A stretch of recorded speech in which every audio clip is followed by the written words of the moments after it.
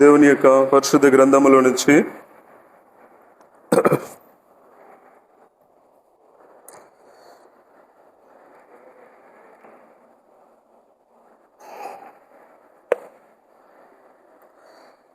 కీర్తన గ్రంథము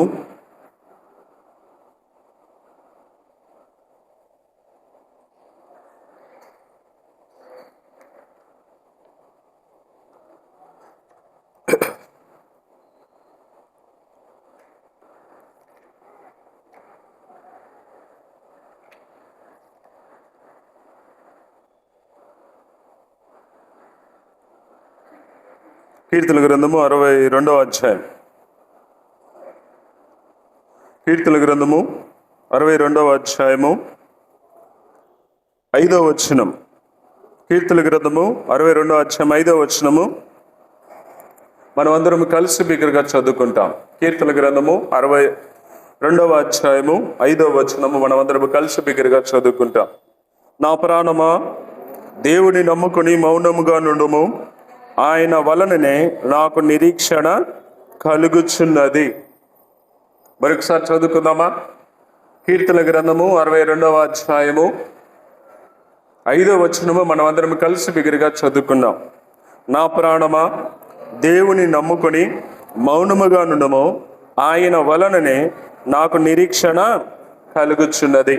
మనమందరం మోకరించినట్లయితే ప్రభు యొక్క సహాయం కొరకై చిన్న ప్రార్థన చేసుకుందాం.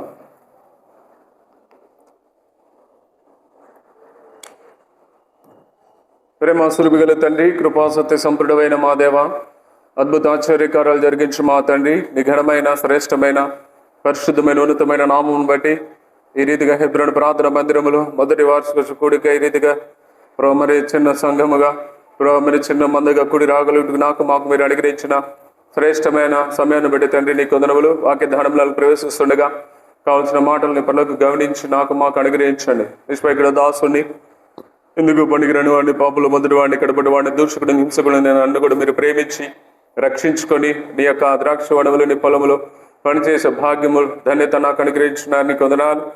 రక్షించిన నాటి నుండి నీ యొక్క ఉన్నతమైన వనములను పిలుచుకునే నాటి నుంచి ఇంతవరకు కూడా మీరు నీ రెక్కలతో కాపాడుతూ భద్రపరుస్తూ సంరక్షిస్తూ పోషిస్తేంతవరకు నీ నోటు పూరుగా మీరు వాడుకుంటూ వస్తున్న విధానం అందరికీ కూడా తండ్రి నీ కొందనములు ఈ సమయంలో కూడా నీ దీనదాసుని జ్ఞాపకం చేసుకుని నీ సెలవు చాటును మరుగుపరచండి. నీ ఆత్మచేతగా కప్పకండి. నీ నోటి పూర్వక మీరు వాడుకుంటూ రమ్మని ప్రార్థన చేస్తాం. ఖాళీగా ఉన్న హృదయం నా నోటిని నీ పరిలోకి జూముగల మాటల చేత నింపండి. నీ ఆత్మచేత మీరు మాట్లాడని వచ్చిన వారు నా స్వరం కాదు బ్రో, నీ మెల్లనేని స్వరం వారు వినగలిగినట్లుగా నీ ఆత్మీయ కార్యాలు నీ స్వరక్తం ఇచ్చి సంపాదించుకుని సంఘములో మీరు చేసుకుంటూ రామని ప్రార్థన చేస్తున్నాం. నమ్మదని దేవా తండ్రి, కొంత సమయం ఆలస్యమైంది, దయతో క్షమించండి. ప్రోగా మరి మిగిలిన సమయాన్ని మాకు దీవించి ఆశీర్వదిస్తున్నామని చదువులు లేఖన భాగాలపై నీ యొక్క పరిశుద్ధాత్మను కుమ్మరించము. ఇప్పుడు వచ్చి నాతో మాతో మీరు మాట్లాడుతూ రమ్మని, మీరు మాట్లాడే దేవుడు సజీవుడైన దేవుడు అని ప్రజలను ఎరిగినట్లుగా నీ కార్యాలు నాలో మాలో నూతన పరుస్తురమని మీ ప్రియకుమారుడు మా రక్షకుడైన యేసుక్రీస్తు నామం పేరిట ప్రార్థించి అతివరంగా ప్రతిమలు అడిగి పెట్టుచున్నాం తండ్రి, ఆమేన్.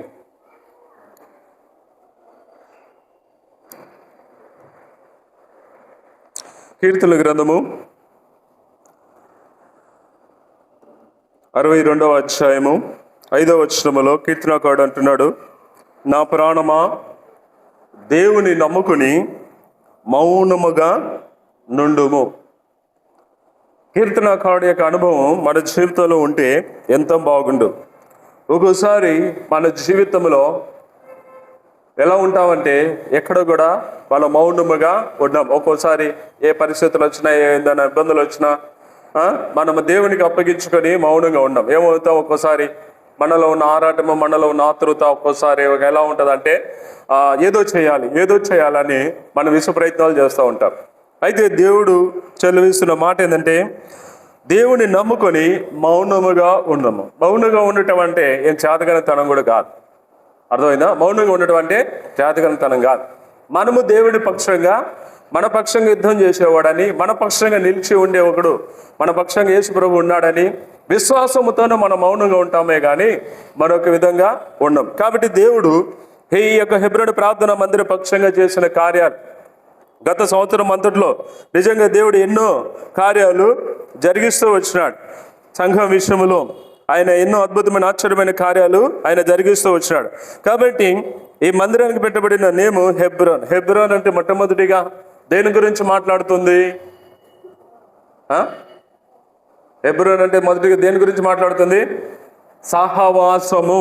ఏం గురించి మాట్లాడుతుంది? సహవాసము అనగా ఎవరిని బట్టి సహవాసము? ఎవరిని బట్టి సహవాసము చెప్పాలా? నీకు నాకు సహవాసమా?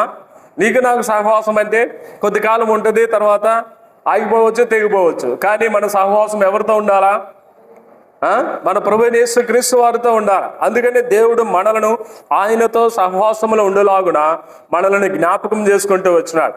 ఒకప్పుడు మన పితరులైన ఆదామావులు చేసిన అవిధేయత, తిరుగుబాటును బట్టి, పాపమును బట్టి ఆయన యొక్క సహవాసములో ఏదైనా తోటల నుంచి మనము త్రోసివేయబడుతూ వచ్చాం.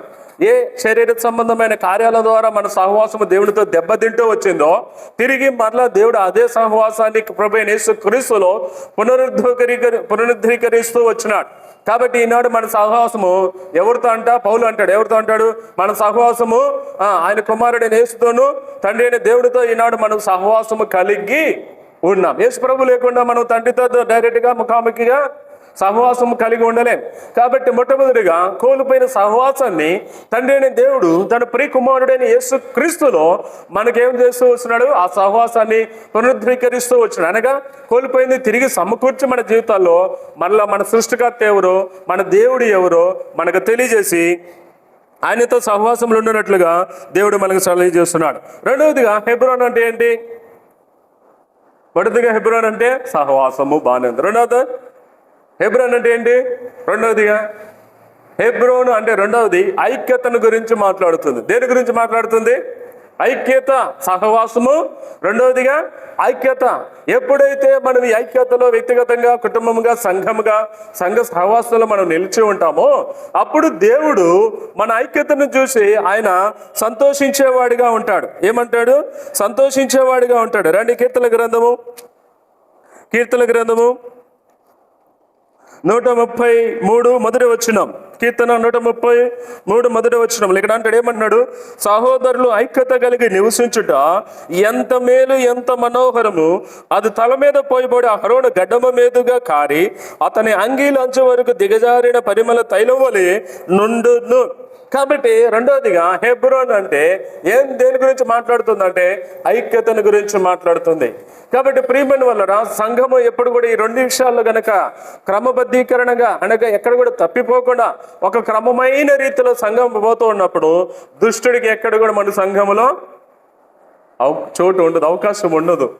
కాబట్టి అయినప్పటికీ దేవుడు మన శరీర సంబంధంలోగా ఉన్నప్పుడు మనలో ఏదో కొంత లోపాలు మనలో బయటికి వెలువరుస్తూ ఉంటాయి. కాబట్టి దేవుడు ఏం చేస్తూ ఉంటాడు? వాటన్నిటినీ సరి చేయడానికి ఇష్టపడుతూ ఉంటాడు. వాటన్నిటినీ మనల్ని క్షమించి మరలా తిరిగి తన ఉన్నతమైన ఏర్పాటులోనికి దేవుడు తీసుకొని రావాలని ఆశపడుతూ ఉంటాడు. కాబట్టి ప్రియమైన వలరా మనము రెండోదిగా హెబ్రోన్ అంటే ఐక్యత.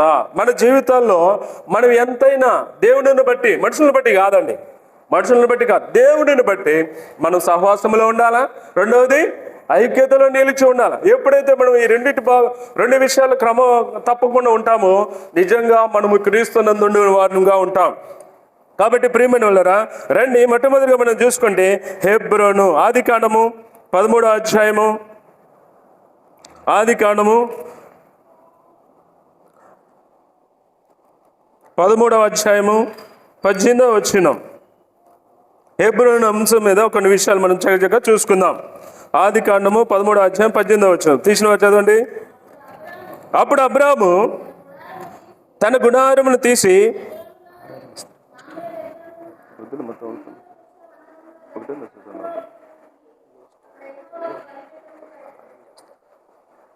కాబట్టి ఇక్కడ అంటున్నాడు అబ్రహాము అప్పుడు అబ్రహాము తన గుడారము తీసి హెబ్రోనులోని మమ్రే దగ్గర సింధూర వృక్షమున వనములో దిగి అక్కడ యెహోవాకు బలిపీఠము కట్టిన. కాబట్టి మొట్టమొదటిగా మన పితరుడైన అబ్రహాము దేవుడితో సహవాసములో కలిగి ఉండటం గురించి మాట్లాడుతుంది. కాబట్టి ఈ సహవాసము మొట్టమొదటి ఎలా ఆరంభిస్తున్నాడంట? బలిపీఠంతో ఆరంభిస్తున్నాడు. ఇంకా కనుక చూసుకుంటే 12వ అధ్యాయంలోనే మొదట ఇక్కడ ఒక బలిపీఠం కడతాడు 7వ వచనములో. కాబట్టి ఈ రీతిగా అబ్రహాము యొక్క సహవాసం అంతా కూడా దేవుడితో ఒక బలిపీఠం అనుభవంలో కలిగి ఉంటున్నాడు. మరి ఈనాడు మన జీవితంలో ఈ బలిపీఠం అనుభవం ఉందా? బలిపీఠం అంటే ఏంటో తెలుసా? అసలుకి బలిపీఠం అంటే ఏంటో తెలుసా? బలిపీఠం అంటే ఏంటి చెప్పాలా? బలిపీఠం అంటే ఏంటి?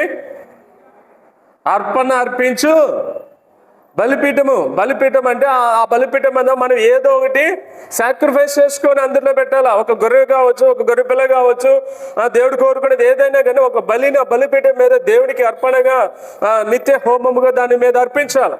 కాబట్టి ప్రియమైన వాళ్ళారా, బలిపీఠము అంటే దేవుని యొక్క సమర్పణ, అక్కడ దేవుని గురించిన త్యాగముని గురించి మాట్లాడుతుంది. కాబట్టి ప్రియమైన వాళ్ళారా, బలిపీఠం అనుభవం గురించి మనం ఎంతైనా ఆ అనుభవంలో కలిగి ఉన్నాం. బలిపీఠం అంటే ఆ బలిపీఠం మీద ఈ లోక సంబంధంగా మనలో ఉన్న శరీర తత్వాన్ని అంతటిని కూడా తీసుకెళ్లి బలిపీఠం మీద పెట్టాలి. ఎప్పుడైతే మనలో ఉన్న శరీర తత్వాన్ని అంతా తీసుకుని వెళ్ళి బలిపీఠం మీద పెడతామో మనలో ఉన్న శరీర కార్యాలన్నీ కూడా దేవుడు దహించి వేస్తూ ఉంటాడు. అందుకని దేవుడు అంటాడు, ఆయన అగ్ని అయి ఉన్నాడని ఇర్మీయా గ్రంథంలో రాస్తూ ఉంటాడు.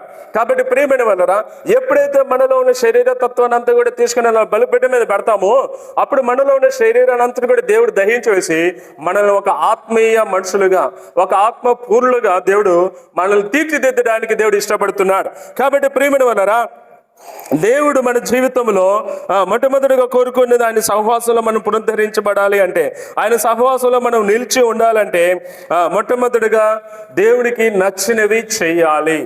ఏం చేయాలి? మొట్టమొదటిగా దేవునికి నచ్చినవి చేయాలి. కాబట్టి ఎప్పుడైతే దేవునికి నచ్చినవి మనం చేస్తామో అప్పుడు మనం దేవుని యొక్క సహవాసములోనికి తీసుకురాబడతాం. ఒకప్పుడు నీవు నేను లోకమైన పాపములు శాపములో ఉన్నాం. మనము దేవునికి విరోధులమై ఉన్నాం, దేవునికి దూరస్తులమై ఉన్నాం, మన క్రియలను బట్టి, మన పాపములను బట్టి. ఎప్పుడైతే మనం ప్రభువుని మన సొంత రక్షకుడిగా అంగీకరించడానికి ఇష్టపడ్డామో అప్పుడు మొట్టమొదటిగా మన జీవితంలో ఏం చేస్తున్నట్టు దేవునికి ఇష్టమైన కార్యం చేస్తున్నట్లు. అర్థమవుతుందా? మనం ఎప్పుడైతే మన పాపాల జీవితంలో దేవుని ఎదుట ఒప్పుకున్నామో, ఎప్పుడైతే ఒప్పుకుని ఆయన రక్తంలో మనం కడగబడుతూ వచ్చామో అప్పుడు మొట్టమొదటిగా దేవునికి నచ్చిన కార్యం చేస్తున్నాం. దేవునికి నచ్చేది ఏంటి? మన పాపాలు మనం ఒప్పుకోవడమే, మన పాపాలను మనం ఆయన రక్తంలో కడుక్కోవడమే దేవునికి ఇష్టమైనది.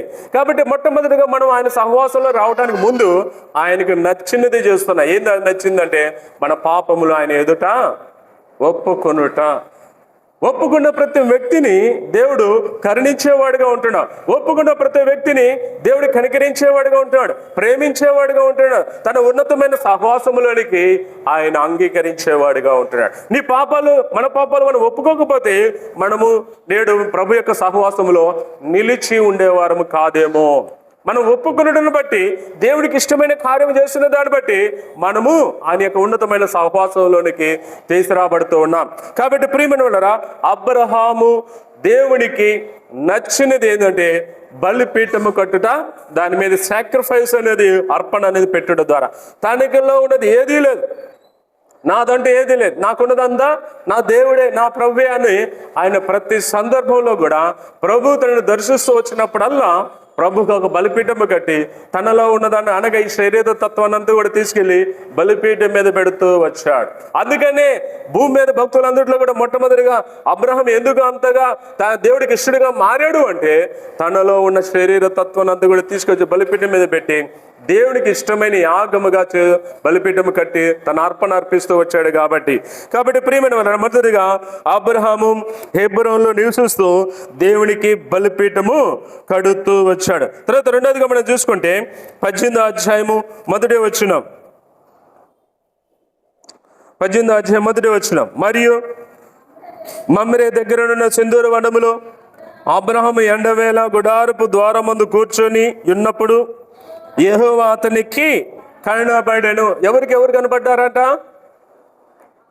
అబ్రహాముకి ఎవరు కనపడ్డారంట? దేవుడు కనపడ్డాడు. అర్థమైందా? ఆయన ఎక్కడుండేవాడు? పరలోకంలో ఉండేవాడు. ఎక్కడ కనపడ్డాడంట?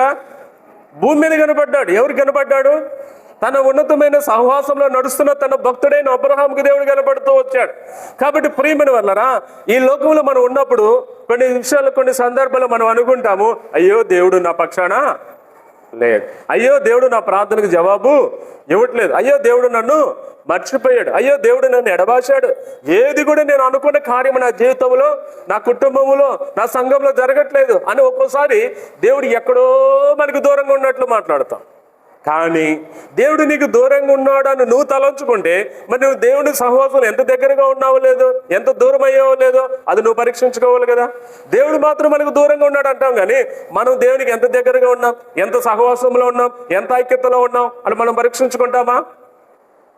మనం పరీక్షించుకో. మనం ఎట్లానే ఉండొచ్చు, కానీ దేవుడు మనకు దూరంగా ఉండకూడదు. మనం ఎట్లయినా బ్రతకొచ్చు, దేవుడు మాత్రం మనకు దూరంగా ఉండకూడదు. మనం అడిగింది చేయాలి. అదేలా? అది అసాధ్యమే. దైవికమైన కార్యాలకు, దైవికమైన నియమాలకు అది విరుద్ధమే. అందుకనే దేవుడు అబ్రహాం విషయంలో ఎక్కడ కూడా అబ్రహాము దేవుని యొక్క సహవాసములో నుంచి దారి వైదొలిగిపోయిన వాడు కాదు. కాబట్టి పదే అబ్రహాం జీవితంలో దేవుడు అబ్రహామును దర్శించడం మనం చూస్తాం. ఈనాడు మనకేమైంది? ఆ దర్శనాలు ఏమైపోయినాయి? ఈనాడు మన జీవితాలు ఏమైపోయినాయి దర్శనాలు? కారణం ఏంటంటే మనము దేవునికి నచ్చినట్లుగా ఆయన సహవాసములో నిలబడలేకపోతున్నాం. పెరిగే క్రైస్తవులం, కానీ దేవునికి ఆయన ఉన్నతమైన సహవాసం మనం ఎంతవరకు నిలుస్తున్నాం? కాబట్టి ప్రియమైన వాళ్ళరా, అబ్రహాము యొక్క జీవితం మన జీవితమై ఉంటే ఎంత బాగుండు. అబ్రహాము జీవితం మన జీవితం అయితే ఎంత బాగుండు. ఆయన వలె మనం నడుచుకునే విధంలో మన జీవితాలు నడిపించుకుంటూ ఉంటే ఎంత బాగుండు. కాబట్టి ప్రియమైన రెండవదిగా మొదట అబ్రహాము హెబ్రోనులో దేవునికి బలిపీఠం కడుతూ వచ్చాడు. తర్వాత రెండవది అతనికి యెహోవా ప్రత్యక్షత కలిగిన వాడిగా ఉంటున్నాడు. మొదట బలిపీఠం కడుతూ వచ్చినాడు, రెండవది దేవుడు ప్రత్యక్షత కలిగిన వ్యక్తిగా ఉంటున్నాడు. తర్వాత మూడవదిగా మనం చూసుకుంటే రండి, కొరింథీయులకు రాసిన రెండవ పత్రిక 6వ అధ్యాయము 16వ వచనం. 2 కొరింథీ 6వ అధ్యాయము 16వ వచనం.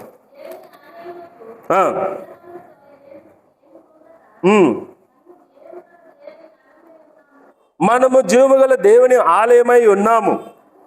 అందుకు దేవుడు ఇలాగ సెలవిచ్చుచున్నాడు, నేను వారిలో నివసించి సంచరింతును, నేను వారి దేవుడినై యుందును, వారు నా ప్రజలై యుందురు. చాలు. ఇక్కడ ఏమంటున్నాడు? మొదటిది అబ్రహాము దేవుని యొక్క ఉన్నతమైన సహవాసంలో ఉంటూ ఉన్నాడు. ఆ సహవాసాన్ని బట్టి దేవుడు అబ్రహామును దర్శిస్తూ వస్తున్నాడు.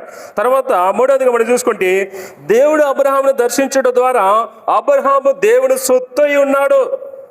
మూడవదిగా అబ్రహాము హెబ్రోన్లో ఏమై ఉన్నాడు? దేవుని సొత్తు అయి ఉన్నాడు. మనము దేవుని మందిరములో ఒక్కొక్క అంగములుగా మనం కట్టబడుతూ ఉన్నప్పుడు, ఒక్కొక్క రాయిగా మనం దేవుని మందిరంలో కట్టబడుతూ ఉన్నప్పుడు మనము దేవుని సొత్తు అయి ఉన్నామా? మన సొత్తు అయి మనం ఉన్నామా? మనం దేవుని సొత్తు అయి ఉన్నామా? మన సొత్తు అయి మనం ఉన్నామా? మన సొత్తు అయ్యే మనం ఉంటాం. ఎప్పుడు కూడా దేవుని సొత్తు అయి ఉండం. ఒకవేళ దేవుని సొత్తు అయి ఉంటే దేవుని యొక్క మార్గములో మనం ఉంటాం, దేవుని యొక్క ఉన్నతమైన దిశలో మనం నడుస్తాం. దిశ ఎప్పుడు తప్పు, దిశ ఎప్పుడు శరీరం ద్వారా బయటికి వెళ్ళిపోం. దేవుని యొక్క ఉన్నతమైన దిశలో మనం నడిచేవారిగా ఉంటాం. కాబట్టి ఇక్కడ అంటున్నాడు అపోస్తుడైన పౌలు, ఏమంటాడు? మనము జీవముగల దేవుని ఆలయమై ఉన్నాము. అందుకు దేవుడు ఇలాగ సెలవిచ్చుతున్నాడు, నేను వారిలో నివసించి సంచరింతును. కాబట్టి దేవుడు మనతో సంచరించాలంటే, మనతో సహవాసంలో నడవాలి అంటే మనము దేవుని యొక్క సహవాసాన్ని ఉన్నతంగా అపేక్షించాలి, ఉన్నతంగా కోరుకోవాలి. నేను ఎల్లప్పుడూ నా దేవుని యొక్క ఉన్నతమైన సహవాసంలో నిలిచి ఉండాలి. అందుకే కదా దేవుడు నన్ను ప్రేమించి నాకు ఒక సంఘాన్ని ఇచ్చాడు. ఆ సంఘంలో నేను ఎల్లప్పుడూ ఎలా ఉండాలా? దేవుని యొక్క ఉన్నతమైన సహవాసంలో నిలిచి ఉండాలి. దేవుడు నన్ను ప్రేమించి తన సహవాసంలో నన్ను ఉంచుకోవడానికి నన్ను ప్రేమించి ఇచ్చిన సంఘంలో నేను ఎప్పుడు కూడా దాని విషయంలో నేను ఎడబాయకూడదు, నేను దూరంగా ఉండకూడదు, నేను వెలుపల ఉండకూడదు. ఎక్కడ ఉండాలా? సంఘములో ఉండాలి. అదే హెబ్రోను గురించి మాట్లాడుతుంది. కాబట్టి హెబ్రోన్ అంటే సహవాసము, దేవునితో సహవాసము, దేవుని యొక్క కార్యాల సహవాసము, దేవుని యొక్క పిల్లలుగా సహవాసము. నేను వారిలో నివసించి సంచరింతును, నేను వారి దేవుడినై యుందును, వారు నాకు ప్రజలై. ఎవరు చెప్పాలి ఈ మాట? వారు నాకు ప్రజలై యుందురని ఎవరు చెప్పాలి ఈ మాట? ఎవరు చెప్పాలా? మనం చెప్పుకుంటే కాదు, అర్థమైనా? పాపి కూడా చెప్పుకుంటాడు, తాగుబోతు కూడా చెప్పుకుంటాడు, తిరుగుబోతు కూడా చెప్పుకుంటాడు. ఏమనంటాడు? నేను దేవుని బిడ్డలేనండి, దేవుడు నన్ను కూడా జ్ఞాపకం చేసుకుంటాడండి, నేను దేవుడికి దండం పెట్టుకుంటా. లోకంలో ఉన్నవాడు కూడా చెప్పుకుంటాడు నేను దేవుని సంబంధిని అని. లోకంలో ఉన్నవాడు కూడా చెప్పుకుంటాడు నేను దేవుని సంబంధిని అని. మరి వాడికి మనకి వ్యత్యాసం ఏంటి చెప్పండి? వాడికి మనకి వ్యత్యాసం ఏంటి? వాడు లోకంలో ఉండగానే నేను దేవుని వ్యక్తినే, దేవుడు నన్ను కనికరిస్తున్నాడు, దేవుడు నాకు అన్ని అడిగినవన్నీ ఇస్తున్నాడు అంటాడు. మనము దేవుని మన పాపాలు విడిచిపెట్టి దేవుని యొక్క రక్తంలో కడగబడి సంఘముల అంగముగా అవయములుగా మనం సమకూర్చబడి సంఘంలో చేర్చబడి మనము కూడా దేవుని పిల్లలమని చెప్పుకుంటాం. వాడికి మనకి వ్యత్యాసం ఏంటి? వ్యత్యాసం ఏంటంటే రేపు దేవుని ఎదుట నిలబడినప్పుడు ఆయన వారు ఎవరో, ఆయన వారు కాని వారెవరో అక్కడ తెలియపరచబడుతుంది. అప్పుడు అంటాడు దేవుడు, వీరు నా ప్రజలు, నా రక్తంలో కడగబడిన వారు, నా ఆజ్ఞానుసారంగా, నా వాక్యానుసారంగా, నా సహవాసములో నాకు ఇష్టమైన బిడ్డలుగా వారు నడుస్తూ వచ్చారు, వారు జీవిస్తూ వచ్చారు. కాబట్టి మనము దేవుని యొక్క ప్రజలం, వారు నా ప్రజలని దేవుడి ద్వారా మన సాక్ష్యాన్ని మనం పొందుకోగలుగుతున్నామా లేదా? సంఘములో, సంఘ సహవాసములో, ఈ హెబ్రోన్ యొక్క సహవాసములో నేను దేవుని ప్రజను, నేను దేవుని బిడ్డను అని దేవుడు నా గురించి పలకగలుగుతున్నాడా? అలాంటి జీవితంతో నేను ఈ లోకంలో సంఘ సహవాసంలో ముందుకు వెళుతున్నానా? కాబట్టి హెబ్రోన్ అనగా 3 విషయాల గురించి మాట్లాడుతున్నా. ఏంటంటే మొట్టమొదటిగా అబ్రహాము దేవునికి బలిపీఠము కట్టి, అనగా దేవునికి ఇష్టమైన క్రియలు జరిగిస్తూ దేవుని బిడ్డగా చేయబడుతూ వచ్చాడు. తర్వాత రెండవది, ఆ సహవాసాన్ని బట్టి దేవుడు పదే పదే తన భక్తుడైన దాసుడైన అబ్రహామును దర్శిస్తూ వచ్చాడు. తర్వాత మూడవది, దేవుడే అబ్రహాముని గురించి వారు, ఆయన నా వ్యక్తి లేదా నా ప్రజ అని చెప్పగలుగుతూ ఉన్నాడు.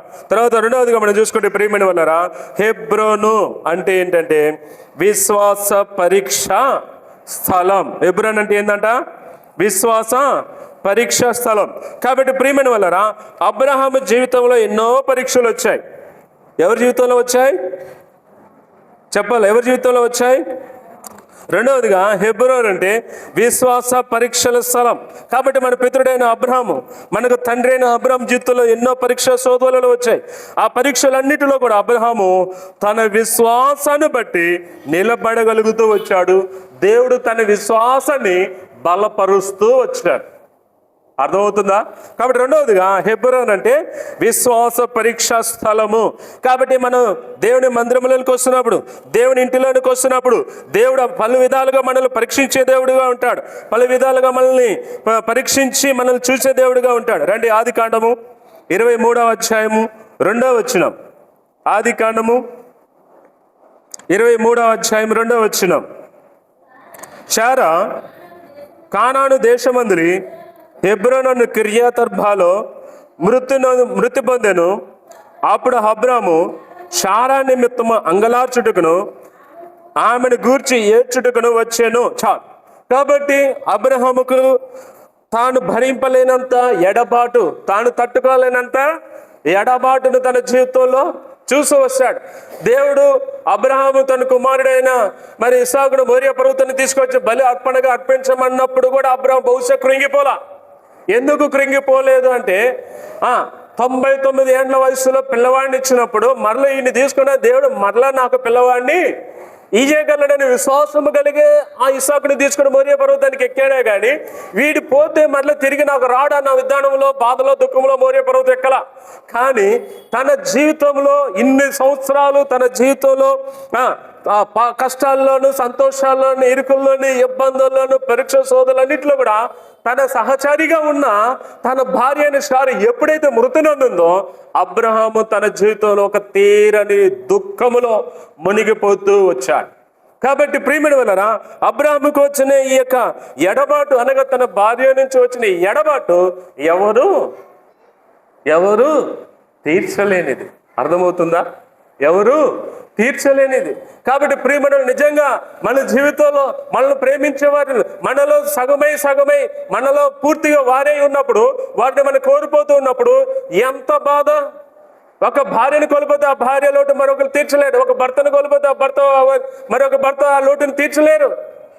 కాబట్టి హృదయపూర్వకంగా దేవుని యొక్క ఉద్దేశంలో దేవుని యొక్క చిత్తానుసారంగా జతపరచబడుతున్నప్పుడు వారి ఇరువురు ఒక్కడే కాదు, వారి ఇరువురు వేరు కాదు, ఒక్కటే అని దేవుని వాక్యం చెలవిస్తున్నప్పుడు, వారి ఇద్దరు ఒక్కటే ఉన్నప్పుడు, వారిద్దరు విడదీస్తున్నప్పుడు ఎట్లా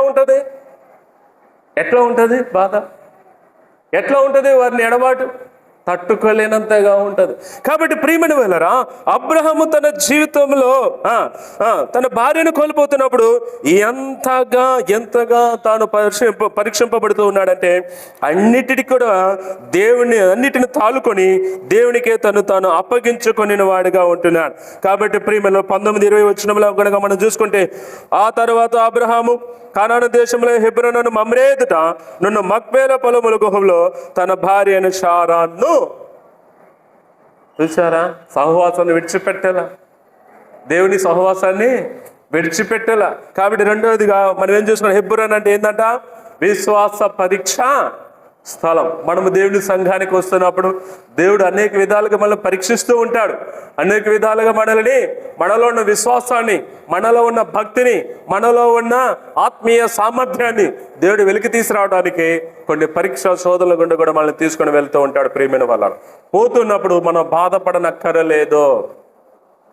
పోతున్నప్పుడు మనము బాధపడనక్కర్లేదు. నేను చెప్తాను నా అనుభవంలో, హెబ్రోన్లో నేనున్నప్పుడు, దాదాపు 15 సంవత్సరాల హెబ్రోన్లో నేనున్నప్పుడు మాకు ఎన్నో తుఫాన్లు వచ్చినాయి, ఎన్నో ఇబ్బందులు వచ్చినాయి, ఎన్నో కఠినమైన క్లిష్టమైన పరిస్థితులు వచ్చినాయి. ఎన్ని పరిస్థితులు వచ్చినా కూడా అన్నిటిలో నేను ఎక్కడ కూడా కృంగిపోలేదు. కానీ దేవుడిని బట్టి విశ్వాసముతోనే నిలబడగలిగిన దేవుడు ఆ విశ్వాసాన్ని బట్టి నిలబెడుతూ వచ్చాడు నన్ను. ఇది దేవుడితో మన సహవాసం ఇలా ఉండాలి. అంత అయిపోయింది అనుకుంటాం, ఏమి లేదనుకుంటాం, శూన్యం అనుకుంటాం. కానీ దేవుడు శూన్యంలో నుంచి కూడా అన్నీ తీసుకురాగలుగుతాడు. నా జీవితంలో హెబ్రోన్లో నేను చూడగలుగుతాను.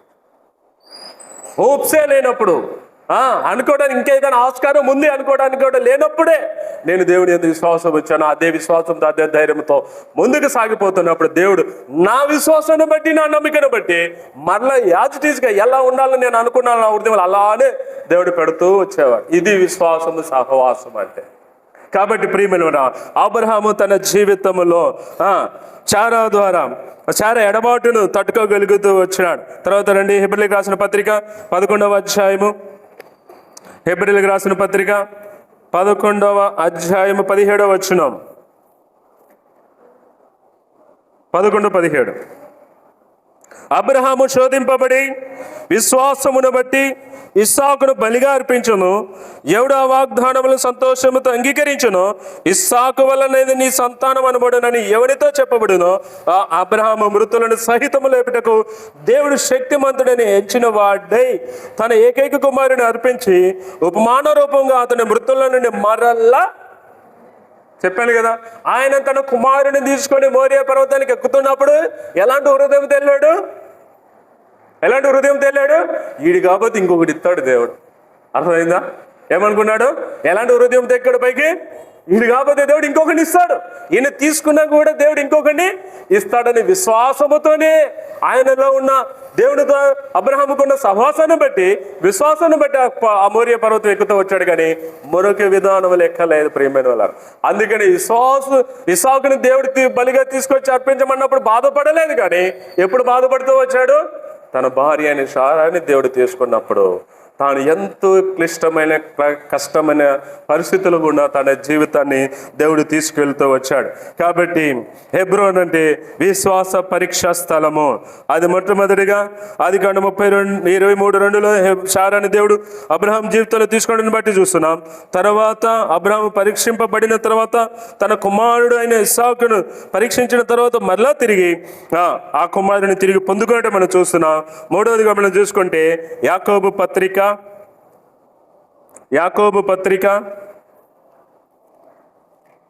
1వ అధ్యాయము, యాకోబు పత్రిక 1వ అధ్యాయం 3వ వచనం, 2-3 కలిసి ఉన్నాయి. నా సహోదరులారా, మీ విశ్వాసమునకు కలుగు పరీక్ష ఓర్పును పుట్టించునని ఎరిగి మీరు నానా విధములైన శోధనలో పడినప్పుడు అది మహానందమని ఎంచుకున్నది. చాలు. ఏమన్నాడు ఇక్కడ? నా సహోదరులారా, మీ విశ్వాసమునకు కలిగే పరీక్ష ఓర్పును పుట్టించునని ఎరిగి. పరీక్షలు ఏం తీసుకొస్తుందంట? మన జీవితంలో ఓర్పుని తీసుకొస్తుంది. సహజంగా మన జీవితంలో ఓర్పు అంటే ఏంటో మనం ఎరగం, అసలు మనకి ఇష్టం ఉండదు అదంటేనే. అర్థమైందా? అదంటేనే మనకి ఇష్టం ఉండదు. ఇప్పుడు ఇంకా రాను రాను కాలం ఏమవుతుంది? ఓర్పు కలిగే కాలంగా ఉంటుందా? ఓర్పు లేని కాలంగా ఉంటుందా? చెప్పాలా? ఇదంతా మనకి ఈజీగా మన కళ్ళ ముందు అన్నీ జరుగుతున్నాయి. దానికి నిదర్శనంగా ఎలాంటి కాలం జరుగుతుంది? ఓర్పు లేని కాలం జరుగుతుంది. అప్పుడైతే అబ్రహాం కాలంలో, పురాతన కాలంలో అయితే ఎంతో ఓర్పుతో వేచి ఉండేవారు. ఎంతో ఓర్పుతో వారు చేసుకుంటూ వచ్చేవాళ్ళు. ఇప్పుడు అంత చేసుకునే ఓర్పు లేదు, అంత ఓర్పుగా వేచి ఉండే స్థితి లేదు. ఇప్పుడు అంతా మనకి ఏం కావాలా? ఇన్స్టాంట్గా కావాలా? అనుకున్న వెంటనే వచ్చి పడాలా? వచ్చిన వెంటనే దొరకాలా? ఇప్పుడు మన జీవితాలన్నీ కూడా లోక మాదిరిగానే ఉంటున్నాయి. ఎలా ఉంటున్నాయి? లోక మాదిరిగానే ఉంటున్నాయి. మనలో ఏమాత్రం దైవిక సంబంధమైన ఓర్పు లేని వారమై ఉంటున్నాం. కాబట్టి అదే ఓర్పు ఉంటే అదే పరీక్షలో మనల్ని విజయవంతులుగా నిలబెడుతుంది. ఓర్పు లేని విశ్వాస జీవితాలు అయిపోతున్నాయి ఈనాడు. ఓర్పు లేని విశ్వాస జీవితాలు అయిపోతున్నాయి. కాబట్టి ప్రియమైన రెండవదిగా హెబ్రోను అంటే విశ్వాస పరీక్ష స్థలము. కాబట్టి ప్రియమైన వలరా కన్నీటి స్థలము కూడా దేవునికి శిక్షణ స్థలమే. మనం ఎంతగా మన విశ్వాసములో మనకు కలిగిన పరీక్ష శోధనలో కన్నీరు విడిచి దేవుడికి మనం ప్రార్థన చేస్తామో అది అంతా కూడా దేవునికి ఒక ఉన్నతమైన స్థలంగా ఆయన మార్చుకోవడానికి ఇష్టపడుతూ ఉన్నాడు. తర్వాత మూడోదిగా మనం చూసుకుంటే ప్రియమైన వాళ్ళరా హెబ్రోను అంటే సంపూర్ణంగా దేవుణ్ణి అనుసరించే వారి స్వాస్థ్యము. హెబ్రోన్ అంటే ఎవరిది? దేవునిని సంపూర్ణంగా అనుసరించే స్వాస్థ్యం. ఎవరినైతే దేవుని సంపూర్ణంగా హృదయపూర్వకంగా అనుసరిస్తూ వెంబడిస్తూ ఉంటారో హెబ్రోను వారి స్వాస్థ్యము. దానికి నిదర్శనంగా ఎవరి పేరు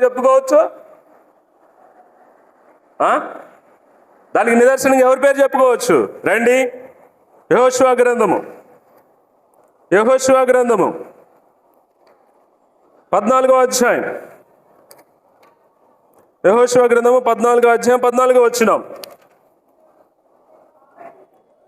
కాబట్టి హెబ్రోను యెఫున్నె అను కెనీజీ కుమారుడైన కాలేబునకు నేటి వరకు స్వాస్థ్యముగానున్నది. కాబట్టి పూర్వము హెబ్రోను పేరు కరియా టార్బా. అనాకీలలో గొప్పవాడు. అప్పుడు దేశము యుద్ధము లేకుండా నెమ్మదిగా ఉండెను. కాబట్టి ఇక్కడ హెబ్రోను ఎవరి స్వాస్థ్యం అంట? దేవుణ్ణి ఎవరైతే హృదయపూర్వకంగా వెంబడిస్తారో వారిదే హెబ్రోను యొక్క స్వాస్థ్యం. యెఫున్నె కుమారుడైన కాలేబు ఐగుప్తులో నుంచి మోషేని దేవుడు పంపించే వారిని తీసుకొని వచ్చిన నాటి నుంచి దేవుడిని వెంబడించే విషయంలో హృదయపూర్వకంగా వెంబడిస్తూ వచ్చాడు. అర్థమవుతుందా? ఒక యెహోషువ కాలేబు తప్పితే దేవుని హృదయపూర్వకంగా వెంబడించిన వారు లేరు. కాబట్టి దేవుని ఎంత హృదయపూర్వకంగా వెంబడిస్తూ వచ్చాడో ఆయన కాలేబు యొక్క హృదయాన్ని చూసి తాను అడిగినది తనకు స్వాస్థ్యముగా దేవుడు దయచేస్తున్న వాడుగా ఉంటున్నాడు. కాబట్టి ప్రియమైన కాలేబు ఏమైతే కోరుకున్నాడో హెబ్రోన్ని, దేవుడు హెబ్రోన్ని తనకి స్వాస్థ్యముగా ఇవ్వటానికి ఇష్టపడ్డాడు. ఇవ్వకుండా ఉండడానికి తనలో ఏం లోపం లేదే. ఒకవేళ కాలేబు అడిగినా కూడా దేవుడు ఇవ్వకుండా ఆపడానికి అడ్డంకపరచడానికి ఏమీ తన జీవితంలో లేదు. దేవునికి ఆయుష్కరమైనది ఏదీ లేదు. తనలో ఉన్నదంతా కూడా దేవునికి ఇష్టమైనదే ఉంది. దేవుడి మెచ్చుకోదగినదే ఉంది. దేవుని యొక్క ఉన్నతమైన సహవాసమే ఉంది. దేవుని యందు ఉన్నతమైన భక్తే ఉంది. దానిని బట్టి కాలేబు అడిగిన స్వాస్థ్యం అనగా హెబ్రోన్ని తనకి స్వాస్థ్యముగా దేవుడు ఇవ్వటానికి వెనకంజ వేయలేదు. ప్రియమైన వాళ్ళరా, కాబట్టి మూడవదిగా మనం చూసుకుంటే హెబ్రోను సంపూర్ణంగా దేవుడిని అనుసరించే వారికి స్వాస్థ్యంగా ఆయన మార్చడానికి ఇష్టపడేవాడిగా ఉంటున్నాం. ఎంతమంది అయితే మనం దేవుని హృదయపూర్వకంగా వెంబడిస్తామో వారికి హెబ్రోను అనేది స్వాస్థ్యంగా దేవుడు దయచేయడానికి ఇష్టపడుతూ వచ్చాడు. ప్రియమైన వాళ్ళరా, రండి సంఖ్యాకాండము 14వ అధ్యాయము 24వ వచనం. నా సేవకుడైన కాలేబు మంచి మనసు కలిగి పూర్ణ మనసుతో నన్ను అనుసరించిన హేతు చేత అతడు పోయిన దేశంలో అతన్ని ఎలా ప్రవేశపెట్టడానికి ఇష్టపడుతున్నాడు? ఎలాగ వెంబడించాడని దేవుడు చెప్తున్నాడు. ఎలా మనం వెంబడించాడంట? పూర్ణ మనసుతో నన్ను వెంబడించను, నన్ను అనుసరించిన హేతువు చేత అతడు ఏ స్థలానికి వెళ్తాడో ఆ స్థలాన్ని అతనికి నేనేం చేస్తా? స్వాస్యముగా ఇచ్చేస్తా. నేను అతన్ని నేనేం చేస్తా? అతన్ని ప్రవేశపెడతా అతను కోరుకునే దేశములో. కాబట్టి కాలేబు ఎంత హృదయపూర్వకంగా ప్రభుని వెంబడిస్తూ వచ్చాడు. దేవుని విషయాలు ఎక్కడ కూడా దారి తప్పిపోకుండా, దారి తొలగిపోకుండా ఎంత హృదయపూర్వకంగా వెంబడిస్తూ వచ్చాడో దేవుడు చూసేవాడిగా ఉంటున్నాడు.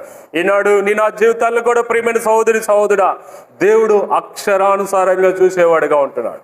మన హృదయాలను దేవుడు చూసేవాడిగా ఉంటున్నాడు. ఆయన చూడని వాడు కాదు. మన దేవుడు ఎలాంటి వాడు? చూచే దేవుడు. కాబట్టి ఈనాడు నా జీవితాలను కూడా దేవుడు చూస్తున్నాడు. ఎలా నడుస్తున్నాం? దేవునికి ఇష్టమైనట్లు నడుస్తున్నామా? మనకి ఇష్టమైనట్లు నడుచుకుంటున్నామా? మన స్వయ శక్తిని బట్టి నడుచుకుంటున్నామా?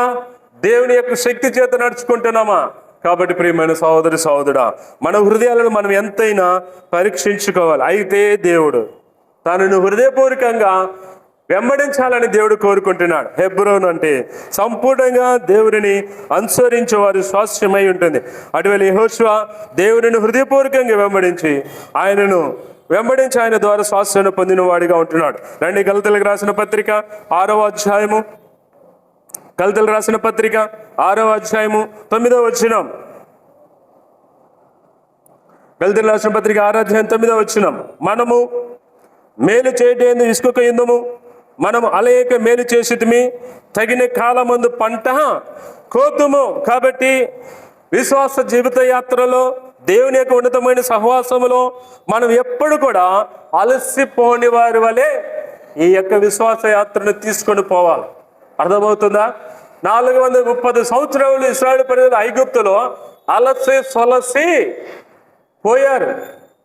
సొలసిపోయారు. ఇక వాళ్ళకి అక్కడ ఉండటానికి కానీ చేయడానికి కానీ శక్తి లేదు. ఆ శక్తి లేనప్పుడే వారు దేవునికి మొరపెడుతూ వచ్చారు.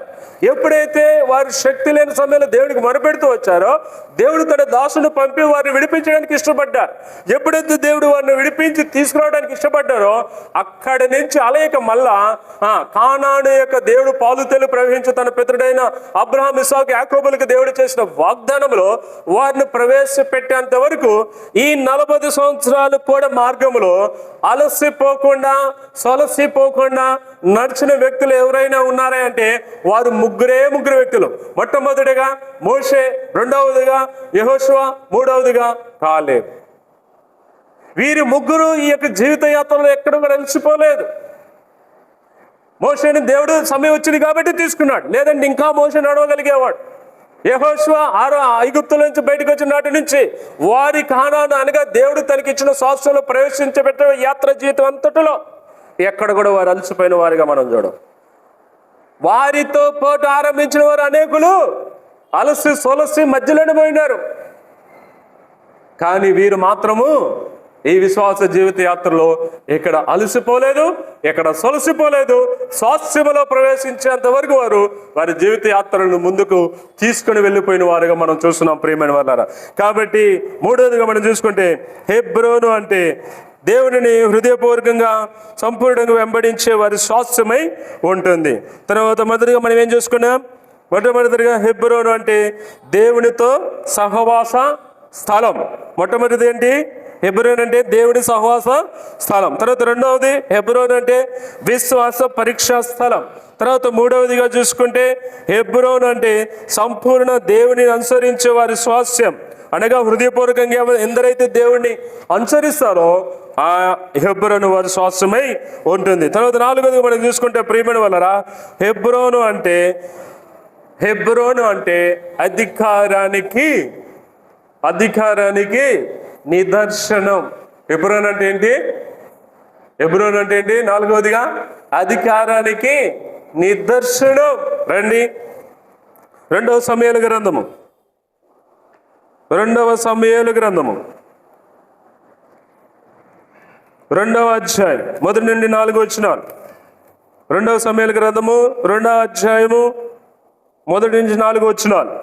ఇది జరిగిన తర్వాత యూదా పట్టణంలోనికి నేను పోదునా అని దావీదు యెహోవా యొద్ద విచారణ చేయగా పోవచ్చునని యెహోవా అతనికి సెలవిచ్చెను. నేను పోవలసిన స్థలం ఏదని దావీదు మనవి చేయగా హెబ్రోనుకు పొమ్మని ఆయన సెలవిచ్చెను.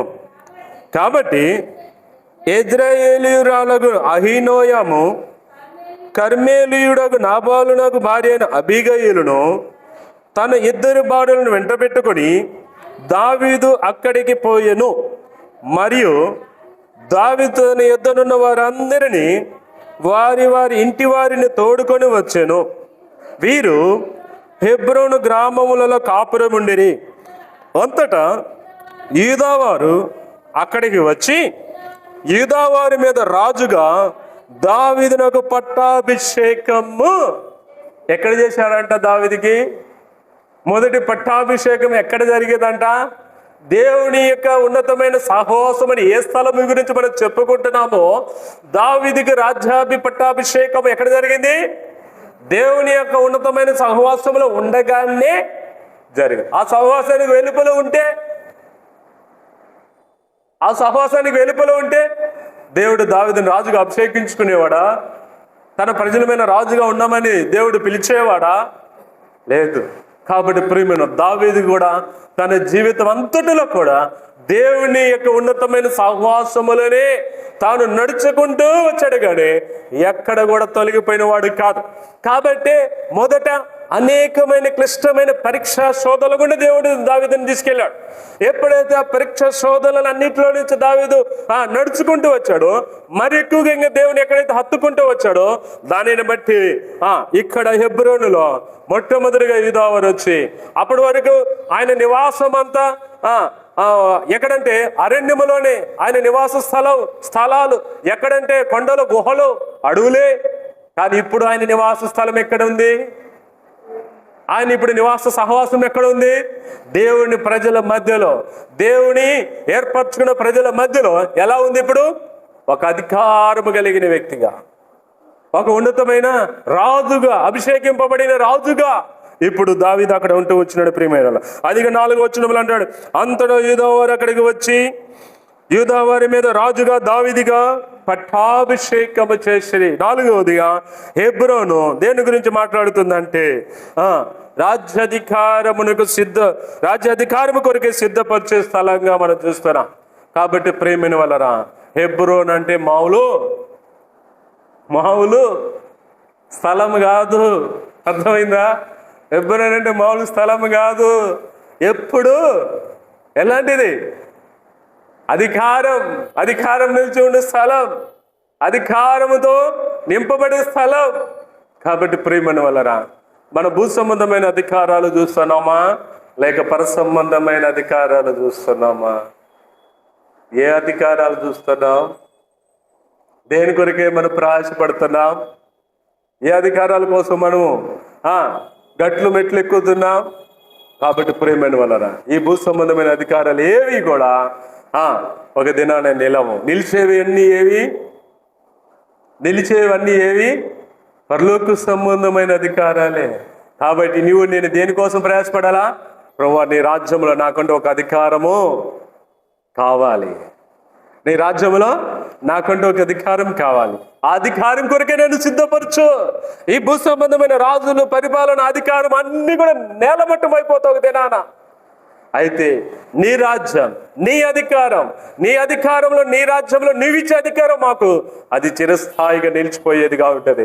కాబట్టి ప్రభువా, నీ రాజ్యములో నీ అధికారం కొరకే మమ్మల్ని సిద్ధపరచని మనం అడగవలసిన వారమై ఉంటున్నాం ప్రియమైన వాళ్ళ. కాబట్టి మనం ఎప్పుడు కూడా భూ సంబంధమైన వాటి కొరకే ప్రయాసపడతాము కానీ, భూ సంబంధమైన అధికారాల కోసమే ప్రయాసపడతాము కానీ, పర సంబంధమైన అధికారం కోసం ఏనాడైనా ఎప్పుడైనా నువ్వు యోచించి, ఆలోచించి, గ్రహించి అడిగావా? ఈ లోక అధికారాలు నిలవు, ప్రభు యొక్క అధికారాలే భూమి మీద నిలుస్తాయి. అర్థమైందియా? ఈ అధికారాలు మన అక్కడ పరలోకంలో నిలవు, ఆ అధికారం భూమి మీద కూడా నిలుస్తుంది. కాబట్టి మరలా ఈ భూమిని దేవుడు ఒక నూతనమైన సృష్టిగా, ఒక నూతనమైన ఆకాశముగా దేవుడు దీన్ని సిద్ధపరిచినప్పుడు ఈ భూమి మీద మనకు అధికారం ఇస్తాడు. ఆ అధికారం కొరకే మనం వెంపర్లాడాలి, ఆ అధికారం కొరకే మనం ప్రయాసపడాలా, ఆ అధికారం కొరకే మన జీవితంలో మనం ఏం చేసుకోవాలా? ప్రభు యొక్క సహవాసములో మనం కట్టుకుంటూ ఉండాలి ప్రియమైన వాళ్ళారా. కాబట్టి నాలుగవదిగా మనం చూసుకుంటే హెబ్రోన్ అంటే అధికారము, రాజ్యాధికారము కలిగిన స్థలంగా ఇక్కడ దావీదును దేవుడు అక్కడ కనపరుస్తూ ఉన్నాడు. హెబ్రోనుకు ఎప్పుడైతే దేవుడు దావీదును హెబ్రోనుకి తీసుకొని వచ్చాడో అక్కడ దావీదుని దేవుడు రాజుగా, ఇశ్రాయేలు తన ప్రజలైన యూదావారి మీద రాజుగా దేవుడు అభిషేకిస్తూ వచ్చినాడు ప్రియమైన వాళ్ళారా. రండి, ఇదే 2వ సమూయేలు గ్రంథం 5వ అధ్యాయం. ఇదే 2వ సమూయేలు గ్రంథం 5వ అధ్యాయం 1-3 వచనాలు. ఇశ్రాయేలు వారి సకల గోత్రముల వారు హెబ్రోనులో దావీదు వద్దకు వచ్చి, చిత్తగించుము, మేము నీ ఎముకనంటిన వారము, రక్త సంబంధులము. పూర్వకాలమున సౌలు మా మీద రాజయ్యుండగా నీవు ఇశ్రాయేలును నడిపించేవాడివై ఉంటివి. అయితే ఇప్పుడు నీవు ఇశ్రాయేలును బట్టి నా జనులను పాలించి వారి మీద అధిపతిపై ఉందువని యెహోవా నిన్ను గురించి సెలవిచ్చి ఉన్నాడని చెప్పిరి. చాలు. ఎవరి గురించి ఎవరు చెప్పారంట? ఇశ్రాయేలులో ఎన్ని గోత్రాలు వారు? ఇశ్రాయేలు ఎన్ని గోత్రాలు వారు? 12 గోత్రాలు వారు. 12 గోత్రాల్లో మొట్టమొదటిగా హెబ్రోనుకి దేవుడు ఎల్లు అన్నప్పుడు, దావీదు హెబ్రోనుకి వచ్చినప్పుడు హెబ్రోన్లో ఏ గోత్రం వారు వచ్చారు? మొట్టమొదటిగా వచ్చిన గోత్రం వాళ్ళు ఎవరు? యూదా గోత్రం వాళ్ళు. ఇంకా ఎన్ని గోత్రాలు పెండింగ్ ఉన్నాయి? ఇంకా 11 గోత్రాలు పెండింగ్ ఉన్నాయి. ఇప్పుడు ఈ 11 గోత్రాల వారు కూడా ఏం గ్రహించారు? అరే రే రే రే నాయన, ఏందిరా సౌలు అయితే పోయే, సౌలు అయితే పోయే. దేవుడు 12 గోత్రాల మీద సౌలును దేవుడు రాజుగా మనకు అభిషేకించాడు, మనం కోరుకున్న దాన్ని బట్టి. అయితే ఇప్పుడు సౌలు బాయే. ఇక ఇప్పుడు ఆయన కాలంలో ఉన్న ధీరుడు, సూర్యుడు, వీరుడు ఎవరయ్యా అంటే దావీదు. ఇప్పుడు దావీదును దేవుడు హెబ్రోనుకు బొమ్మని వచ్చినప్పుడు హెబ్రోన్లో ఆల్రెడీ ఉన్న యూదా వారు తమ మీద తనను రాజుగా అభిషేకించుకున్నారు. ఇప్పుడు మనం చేయవలసింది ఏంటి? వారు ముందుగా రాజుగా అసలు యాక్చువల్లీ చేసుకోవాల్సింది ఎవరు? మనం చేసుకోవాలి. కాబట్టి ఇప్పుడు యూదా గోత్రం, ఒక్క గోత్రం వరకే పోయి దావీదు రాజుగా అభిషేకించినాడు. మరి మనకు రాజు కావాలిగా, సౌలు పోయాడు, ఇప్పుడు మనకు కూడా రాజు కావాలి. కాబట్టి అదండి మనం కూడా పోదామని అందరూ కూడా హెబ్రోనుకి కూడి వచ్చి హెబ్రోనులో దావీదు ఎదుట మోకరిల్లిరి. దావీదు ఎదుట మోకరిల్లు అన్నారు. ఇప్పుడు నీవు ఒక గోత్రానికి కాదు, నీవు ఒక గోత్రానికే దేవుడు నిన్ను ఏర్పరచుకోలేదు. ఇదిగో ఇశ్రాయేలు యొక్క అన్ని గోత్రాలు పైన అక్కడ ఏమంటున్నారు? వాళ్ళు ఏమని సాక్ష్యం ఇస్తున్నారు అక్కడ?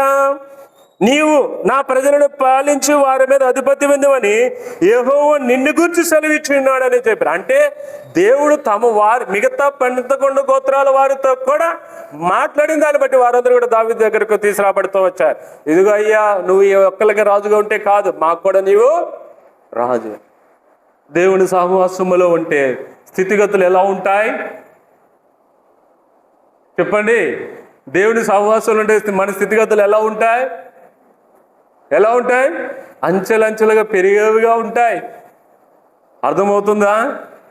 దేవుని యొక్క సహవాసములో కనుక మనం నిలిచి ఉండకపోతే మన యొక్క ఎంత ఉన్నతమైన స్థితి ఉన్నా కూడా దిగుతాం. దేవుని యొక్క ఉన్నతమైన సహవాసంలో ఉంటే మన స్థితిగతులు అంచెగంచెగా పెరుగుతాయి. ఇప్పుడు ఒక గోత్రానికి ఉన్న దావీదు తిరిగి మరలా 12 గోత్రాలకు అనగా సంపూర్ణంగా పరిపూర్ణంగా ఇశ్రాయేలు ప్రజలందరికీ ఆయన ఏక చక్రాధిపతిగా దేవుడు మరలా అభిషేకిస్తూ వచ్చాడు. కాబట్టి ప్రియమైన వాళ్ళారా, హెబ్రోను అంటే దేవుడు మనకిచ్చే ఉన్నతమైన ఆధిక్యత. అర్థమవుతుందా? కాబట్టి ఈ సహవాసంలో మనం నిలిచి ఉన్నామా? దేవుడు మనకిచ్చే స్థానంలో మనం నిలిచి ఉండగలుగుతున్నామా? ఆ స్థానాన్ని కనుక మనం కాపాడుకోకపోతే, ఆ స్థితిని కనుక మనం కాపాడుకోకపోతే, దేవుని యొక్క సహవాసాన్ని కనుక మనం కాపాడుకోకపోతే, నువ్వు ఎక్కడనో నిన్ను దేవుడు ఏం చేస్తాడు? కిందకి లాగి పడేస్తాడు. మనము దినాభివృద్ధిలోనికి రావాలి, కానీ అభివృద్ధిలోనికి రావాలని దీన స్థితిలోనికి రాకూడదు ప్రియమైన వాళ్ళారా. కాబట్టి 4వదిగా మనం చూసుకుంటే దావీదుని దేవుడు తన యొక్క స్థితిని హెబ్రోన్లోని అంచెలంచెలుగా హెచ్చిస్తూ వచ్చాడు. ఏం చేస్తూ వచ్చాడు దేవుడు? హెబ్రోను యొక్క స్థలములోనే తన అంచెలంచెలుగా హెచ్చిస్తూ వచ్చాడు. రండి, పేతురు రాసిన మొదటి పత్రిక 5వ అధ్యాయం. పేతురు రాసిన మొదటి పత్రిక 5వ అధ్యాయం 6వ వచనం. దేవుడు తగిన సమయమందు మిమ్మల్ని హెచ్చించినట్లు ఆయన బలిష్టమైన చేతి క్రింద దేన మనసుకులయ్యుండుడి. ఆయన మిమ్మల్ని గూర్చి, అయ్యో దేవుడు చింతించేదాకా కూడా మనం ఆగుతామా? మన దీన అవస్థను గురించి, మన దీన స్థితిని గురించి, మన బాధను గురించి, మన దుఃఖమును గురించి దేవుడు చింతించేదాకా మనం ఓపిక ఆగుతామా? ఓపిక ఉండలేదు, సహనంతో ఉండలేదు, నిరీక్షణతో ఉండలేదు. మనకై మనము ఆ స్థితిగతుల్లో నుంచి బయటికి రావడానికి ప్రయత్నం చేస్తాం. అయితే మనం ఏ స్థితిలో ఉన్నా, మనం ఎంత బాధలో ఉన్నా, ఎంత దుఃఖములో ఉన్నా, మన స్థితిని ఆయన చూసే దేవుడిగా ఉంటున్నాడు. ప్రియమైన వాళ్ళ, మనల్ని బాధ చూసిన దేవుడు, మన దుఃఖమును చూసే దేవుడు మనల్ని హెచ్చించడానికి ఇష్టపడతాడు, కానీ మనల్ని ఇంకా దీని స్థితిలోకి తీసుకెళ్లి బాధ పెట్టేవాడు కాదు మన దేవుడు. కాబట్టి అక్కడ అంటున్నాడు పేతురు, ఏమంటున్నాడు? ఆయన మన దీన స్థితిని దేవుడు తగిన సమయం మిమ్మల్ని హెచ్చించినట్లు ఆయన బలిష్టమైన చేతి కింద ఎలా ఉండాలంట? ఎలా ఉండాలంట? జాగ్రత్తగా ఉండాల. అర్థమైందా? జాగ్రత్తగా ఉండాలా. అది నా జీవితంలో నేను అక్షరాలు ఎరుగుతూ వచ్చా. నేను హెబ్రోన్లో ఇప్పుడు కూడా అలానే ఉంటా. అర్థమైందా? ఆయన బలిష్టమైన చేతుల్లో మనం ఎప్పుడు దాగి ఉండాలా. అర్థమైందా? మనం ఎంత దాగి ఉంటే ఆ సమయము అంత ఉన్నతమైన హెచ్చింపుకి కారణమవుతుంది. మనము దాగి ఉండడానికి కాకుండా కనపరుచుకోవడానికి ముందుకు వచ్చావనుకో, నువ్వు అంత తక్కువైపోతావు, అంత దీనస్థితికి వెళ్ళిపోతావు. ఎందుకు? దేవుని దృష్టి నీ పైన ఉండదు. దేవుని దృష్టి మన పైన ఉండాలంటే మన దీన మనసుకులై ఉండాలి.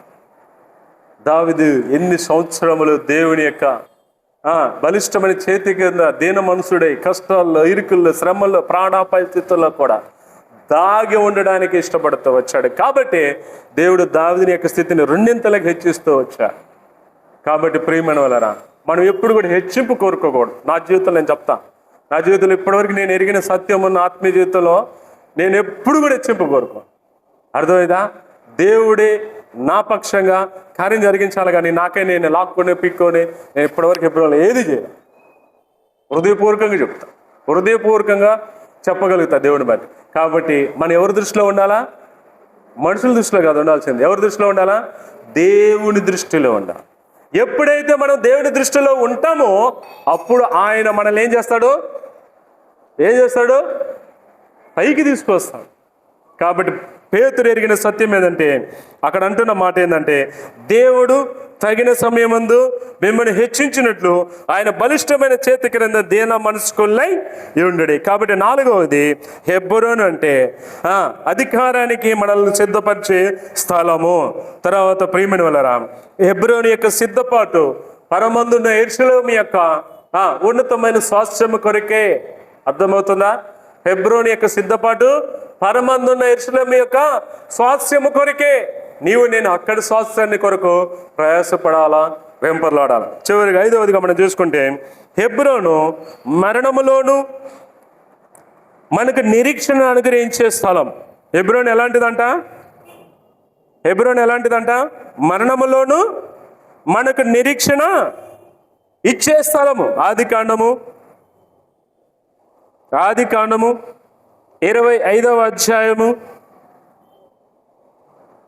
ఆది కాండము 25వ అధ్యాయము 9-10 వచనాలు.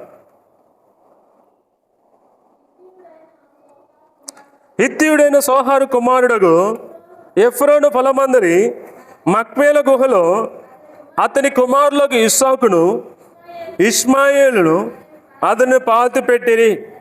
అది మమ్రే ఎదుటనున్నది. అబ్రహాము హేతు కుమారుల యొద్ద కొనిన పొలములోనే అబ్రహామును అతని భార్య అయిన శారాయిను పాతిపెట్టిరి. అబ్రహాము మృతి నొందిన తర్వాత దేవుడు అతని కుమారుడు ఇస్సాకును ఆశీర్వదించెను. అప్పుడు ఇస్సాకు బేయర్ లహోరోయి దగ్గర కాపురముండెను. కాబట్టి 9వ వచనంలో మనకు తెలియజేస్తున్న మాట ఏంటంటే, అబ్రహాము తన భార్య అయిన శారా చనిపోయినప్పుడు ఎక్కడైతే పాత పెడుతూ వచ్చాడో, తిరిగి అబ్రహాము చనిపోయినప్పుడు కూడా ఇస్సాకు తన తండ్రి అయిన అబ్రహాముని తీసుకెళ్లి తన తల్లి అనగా అబ్రహాము తన భార్యను ఎక్కడైతే సమాధి చేస్తూ వచ్చాడో తిరిగి ఈయనను తీసుకెళ్లి మళ్ళీ అక్కడే సమాధి చేయడానికి ఇస్సాకు ముందుకు వచ్చాడు. ఎందుకు వచ్చాడు? దేవుడు దానిని ఒక నిరీక్షణ స్థలముగా ఉంచాడు. అనగా ఎలాంటి నిరీక్షణ స్థలం అది? మరలా తిరిగి పొందుకొనగలను. ఎలాంటి నిరీక్షణ స్థలం అది? హెబ్రోను ఎలాంటి నిరీక్షణ స్థలం అది? మరలా పొందుకొనగలను. మనకు ఉందా ఈ నిరీక్షణ? మన జీవితంలో మనకి ఉందా ఈ నిరీక్షణ? ఏది కోల్పోయినా నా దేవుడు మరలా తిరిగి నాకు ఇస్తాడని నిరీక్షణ మనం కలిగి ఉంటున్నామా? లేదంటే అదే దుఃఖంలో బాధలో మనం కూర్చునేవారిగా ఉంటున్నామా? ప్రియమైన వాళ్ళారా, ఏది దేవుడు మన చేతుల్లోంచి ఏది తీసివేయడు. అర్థమవుతుందా?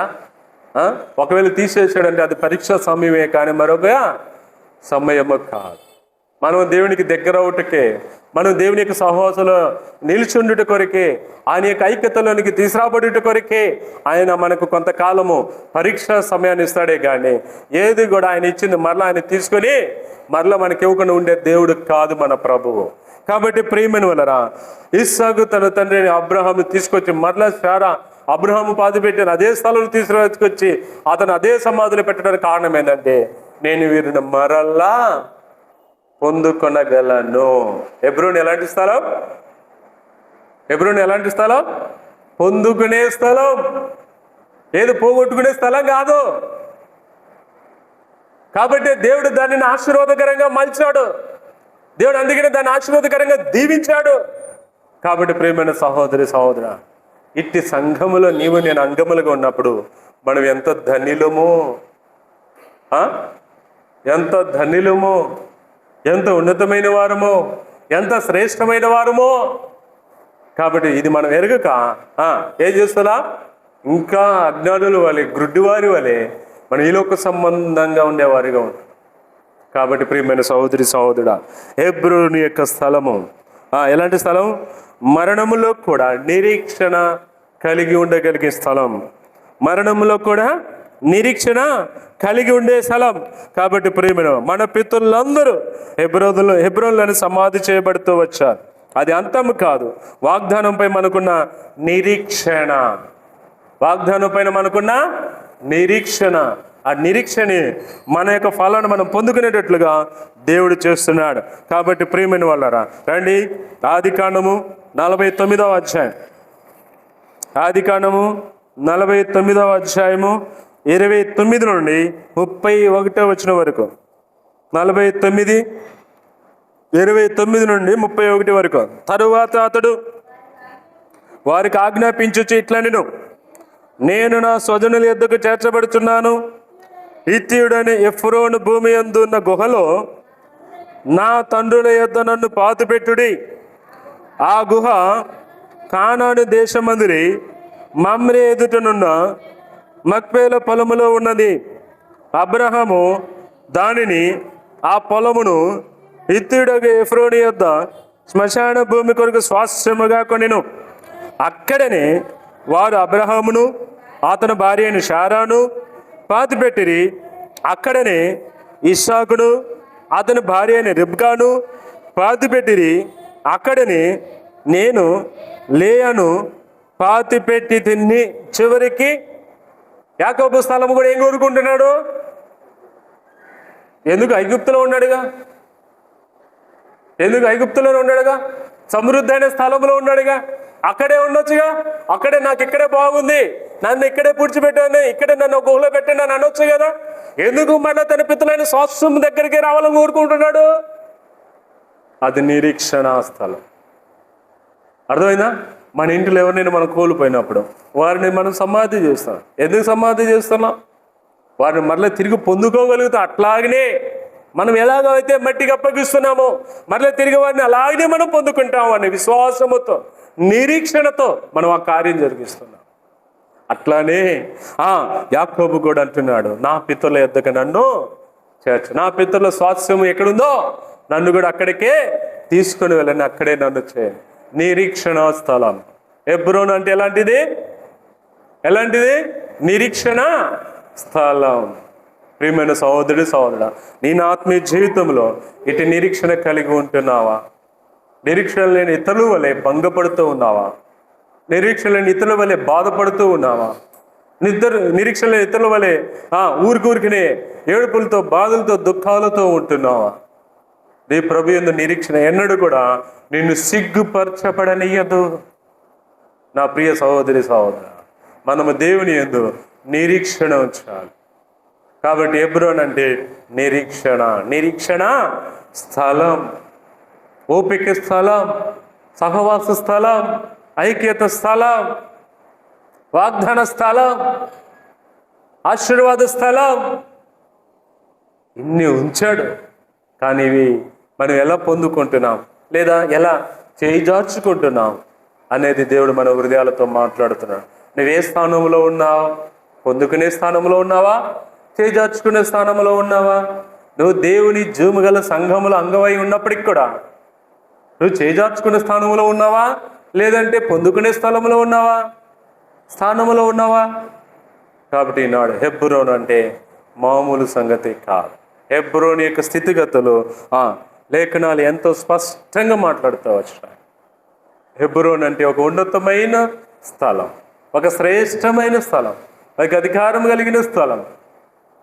నా ప్రియ సహోదరి సహోదరు, నువ్వు ఎందుకు నిలిచి ఉన్నావు? ఎక్కడ నిలిచి ఉన్నావు? రండి, యోహాను సువార్త 11వ అధ్యాయం, యోహాను సువార్త 11వ అధ్యాయం 25వ వచనం. యోహాను సువార్త 11:25. అందుకు యేసు, పునరుత్థానమును జీవమును నేనే, నా యందు విశ్వాసముంచువాడు చనిపోయినన్ను బ్రతుకును, బ్రతికి నా యందు విశ్వాసముంచువాడు ఎన్నటికీ చనిపో. కాబట్టి మన విశ్వాసం ఎవరి యందు ఉంది? మనుషుల యందు ఉందా? దేవుని యందు ఉందా? ఎవరి యందు ఉంది మన విశ్వాసము? మరలా తిరిగి పొందుకొనగలనని నిరీక్షణ ఎవరిని బట్టి ఉంటుంది? మనుషులను బట్టి ఉంటుందా? దేవుని బట్టి ఉంటుందా? నీ విశ్వాస జీవిత యాత్రలో మనం ఎవరు కూడా మనుషులను ఆస్పదం చేసుకోలేక జూము గల దేవుణ్ణి మనం ఆస్పదం చేసుకుని ముందుకు సాగిపోతున్నప్పుడు మన నిరీక్షణలో మనం ఎన్నడూ కూడా సిగ్గుపరచబడనీయుడని ప్రభుమడు. పునరుత్థానమును జీవమును నేనే. కాబట్టి అలాంటి ప్రభు యందు మన విశ్వాసం ఉంచితే మనం ఎంతో ధన్యులుగా చేయబడతాం ప్రియమైన వాళ్ళరా. కాబట్టి హెబ్రోను అంటే మనకు 5 ఆత్మీయ పాఠాలను నేర్పుతుంది. హెబ్రోన్ అంటే మనకు 5 ఆత్మీయ పాఠాలు. ఏంటి? మొట్టమొదటిది సహవాసం. ఏంటి? సహవాసం అంటే ఎవరికి దగ్గర కావాలా? దేవునికా లోకానికా? ఎవరికి దగ్గర కావాలా? దేవునికా లోకానికా? దేవునికి. మొట్టమొదటి హెబ్రోన్ 5 ఆత్మీయ సత్యాలు. మొదటి సహవాసం అంటే దేవునికి దగ్గరికి కావాలి. రెండవది పరీక్ష. రెండవది ఏంటి? పరీక్ష. అంటే పరీక్ష దేని కొరకు? మన విశ్వాసాన్ని బలపరచుటకు. పరీక్ష దేనికి?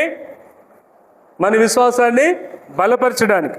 తర్వాత మూడవది విధేయత, అనగా కాలేబు వలె సంపూర్ణమైన విధేయత కలిగి ప్రభువును అనుసరించేవారిగా ఉండాలి. తర్వాత నాలుగవది సిద్ధపాటు. దేవుడు పైకి ఎత్తే ముందు మనల్ని అన్ని విధాల ఏం చేస్తాడు? తన సంఘ సహవాసములో మనల్ని సిద్ధపరుస్తాడు. అర్థమైందా? దేవుడు మనల్ని తీసుకోవడానికి ముందు, దేవుడు మనల్ని పైకి ఎత్తడానికి ముందు, అన్ని దావీదును రెండింతలుగా రాజుగా అభిషేకించి పైకెత్తడానికి ముందు అతన్ని ఎంతగానో సిద్ధపరచుకుంటూ తీసుకొచ్చాడు. ఎంతగానో నలిగిన రెల్లు వలె దావీదుని దేవుడు సిద్ధపరచుకుంటూ తీసుకుంటూ వచ్చి హెచ్చింపులో కూర్చోబెడుతూ వచ్చాడు. నాలుగవది సిద్ధపాటు. ఐదవది నిరీక్షణ. దేని యందు నిరీక్షణ? నిత్య జీవ సంబంధమైన జీవితంలో ఒక నిరీక్షణ. ఈ లోకంలో మనకైన వారు, ఆప్తులైన వారు, మన ఇంట్లో వాళ్ళు మనల్ని విడిచిపెట్టి పోయినా వారిని క్రీస్తును బట్టి నేను మరలా చూడగలను, నేను మరలా పొందుకొనగలను, నేను వారితో మరలా కలుసుకొనగలనని ఒక నిరీక్షణ. అది ప్రభు యందు మనకు అనుగ్రహింపబడుతూ ఉంది. అది కూడా హెబ్రోనులోనే మనకు అనుగ్రహింపబడుతుంది. కాబట్టి ప్రియమైన ఈ 5 అనుభవంలో హెబ్రోను నిలిచి ఉండేదిగా ఉంటుంది. మనము కూడా ఈ 5 అనుభవంలో కనుక నిలిచి ఉంటే మనం ఎంతో ధన్యులుగా చేయబడతాం. దేవుడి ఈ లేఖన భాగాలను దీవించునుగాక.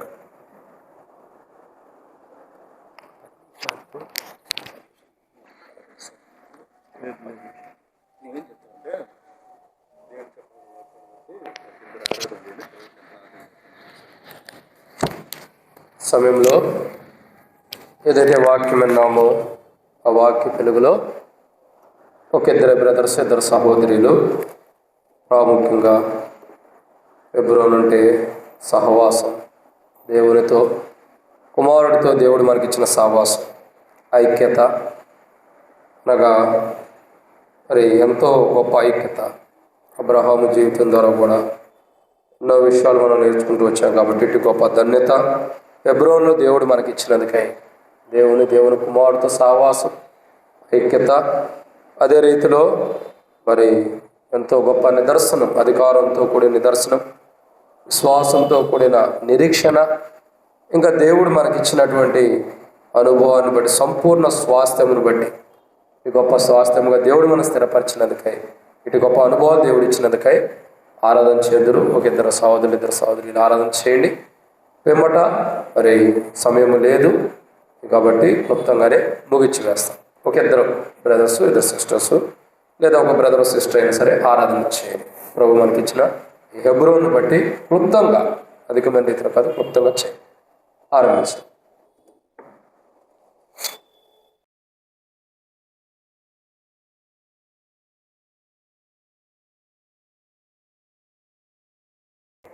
యెహోషువ గ్రంథము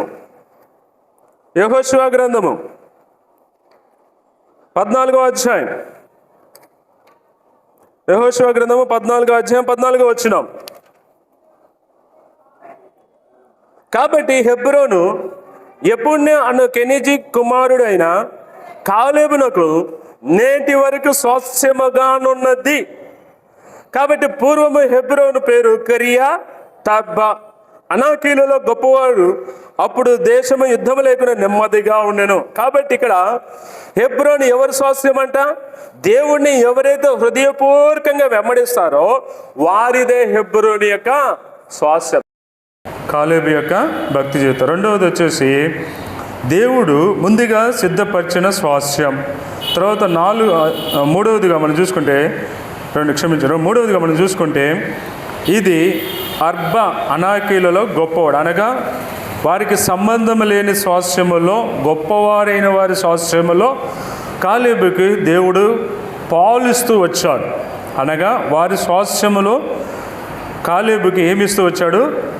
పాలిస్తూ వచ్చాడు. అనగా వేరే స్వాస్థ్యంని తీసి తన భక్తుడైన కాలేబుకు దేవుడు ఇస్తూ వచ్చాడు. మొట్టమొదటిది ఏంటి? చదవబడిన 3 విషయాల్లో మొట్టమొదటిది ఏంటి?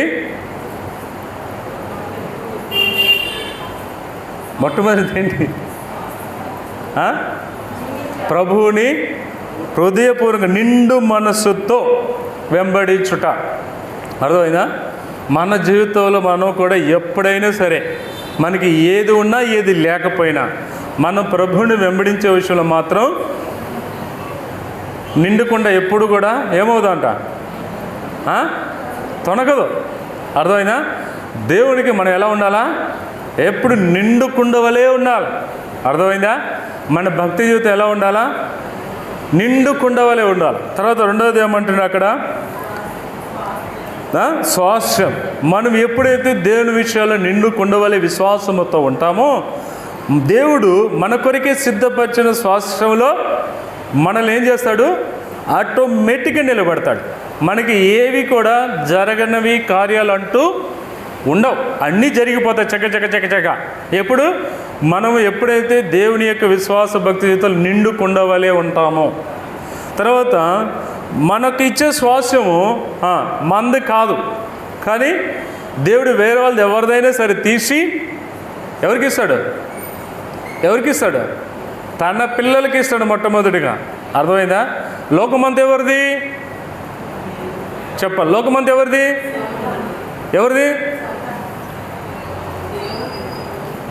ఇది మన ఎరిగిన సత్యం. లోకమంతా ఎవరిది? సాతానుదా? దేవుడిది. అర్థమైందా? లోకమంతా, ఈ లోకాన్ని, ఈ భూమిని సృష్టించిందే దేవుడు. ఎవరి కోసం సృష్టించాడు? తన పిల్లల కోసం సృష్టించాడు. లోకం ఈ భూమి అంతా అయిందే, కానీ దీన్ని ఏం చేశాడంటే సాతాను దొంగిలించాడు అంతే. దొంగిలించినంత మాత్రం ఇది సాతాను కూడా కాదు. అర్థమైందా? ఈ సృష్టి అంతటిపైన ఆయనకి పూర్ణ అధికారము ఉంది. అర్థమైంది? ఆయన చేతుల నుంచి సృష్టి చేజారిపోలే. ఈ భూమి పైన అంతటిపైన, ఈ సృష్టి అంతటిపైన ఆయనకి అధికారం ఉంది. ఆయనకి అధికారం ఉన్నప్పుడు మొదట ఎవరికి ఇస్తాడు? మరి నీ ఇంటిలో శ్వాసము మొదట నీ పిల్లలకి ఇస్తావు, నీ బయటకి ఇస్తావా? ఎవరికి ఇస్తావు? నీ పిల్లలకే ఇస్తావు. అట్లనే ఈ సృష్టి అంతా ఆయనదైనప్పుడు మొదట ఆయన పిల్లలకే ఆయన తన స్వాస్యమును ఇస్తాడు. అది ఎవరైనా ఆక్రమించుకొని ఎవరైనా తీసుకొని తన పిల్లలైన వారికి ఆయన ఎప్పుడైనా ఏ క్షణమైనా ఆయన మనకిస్తాడు. కాబట్టి కాలేబు జీవితంలో ఈ మూడింతల అనుభవం నిజముగా హెబ్రోనులో తాను పొందుకోగలుగుతూ వచ్చాడు. హెబ్రోన్ అనే శ్వాసను పొందుకోగలుగుతూ వచ్చాడు. కాబట్టి ప్రియమైన వాళ్ళరా, ఎవరిదంట అది అసలుకి? హెబ్రోనికి కాలేబు ప్రవేశించక అది ఎట్లా ఉందంట? కిరియా తర్బాగా పేరుగా పిలువబడుతూ వచ్చింది. అంటే సంబంధము లేని వ్యక్తులు. అర్థమైందా? సంబంధము లేని వ్యక్తులుగా చేయబడిన వారిని తీసి తన పిల్లలైన వారికి దేవుడు ఇచ్చేవాడిగా ఉంటున్నాడు. మనకి ఈ లోకములో అన్నీ అసాధ్యములే, కానీ అన్నిట్లో కూడా దేవుడు మనతో ఉంటే మనకు అన్నీ సుసాధ్యములే. కాబట్టి ఈ మూడు విషయాలు కనుక మన హృదయంలో కనుక మనం ధ్యానించుకుంటే దేవుడు ఇంకా మాట్లాడతాడు. మన భక్తి విషయంలో మనం ధ్యానించుకున్న దేవుడు మాట్లాడతాడు. దేవుడు మన కొరకే స్వాస్థ్యం సిద్ధపరిచిన స్వాస్థ్యం గురించి ఆలోచన చేసినా దేవుడు మనతో మాట్లాడతాడు. మూడవదిగా దేవుడు మనది కాని దాంట్లో కూడా మనం కూర్చోబెట్టే విషయంలో కూడా దేవుడు మనతో మాట్లాడతాడు.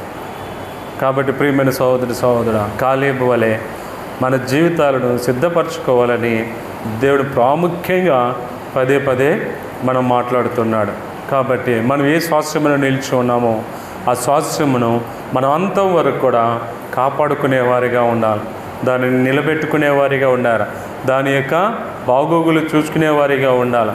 అప్పుడే దేవుడు నిన్ను నన్ను కూడా అదే రీతిగా చూసుకునే దేవుడుగా ఉంటాడు.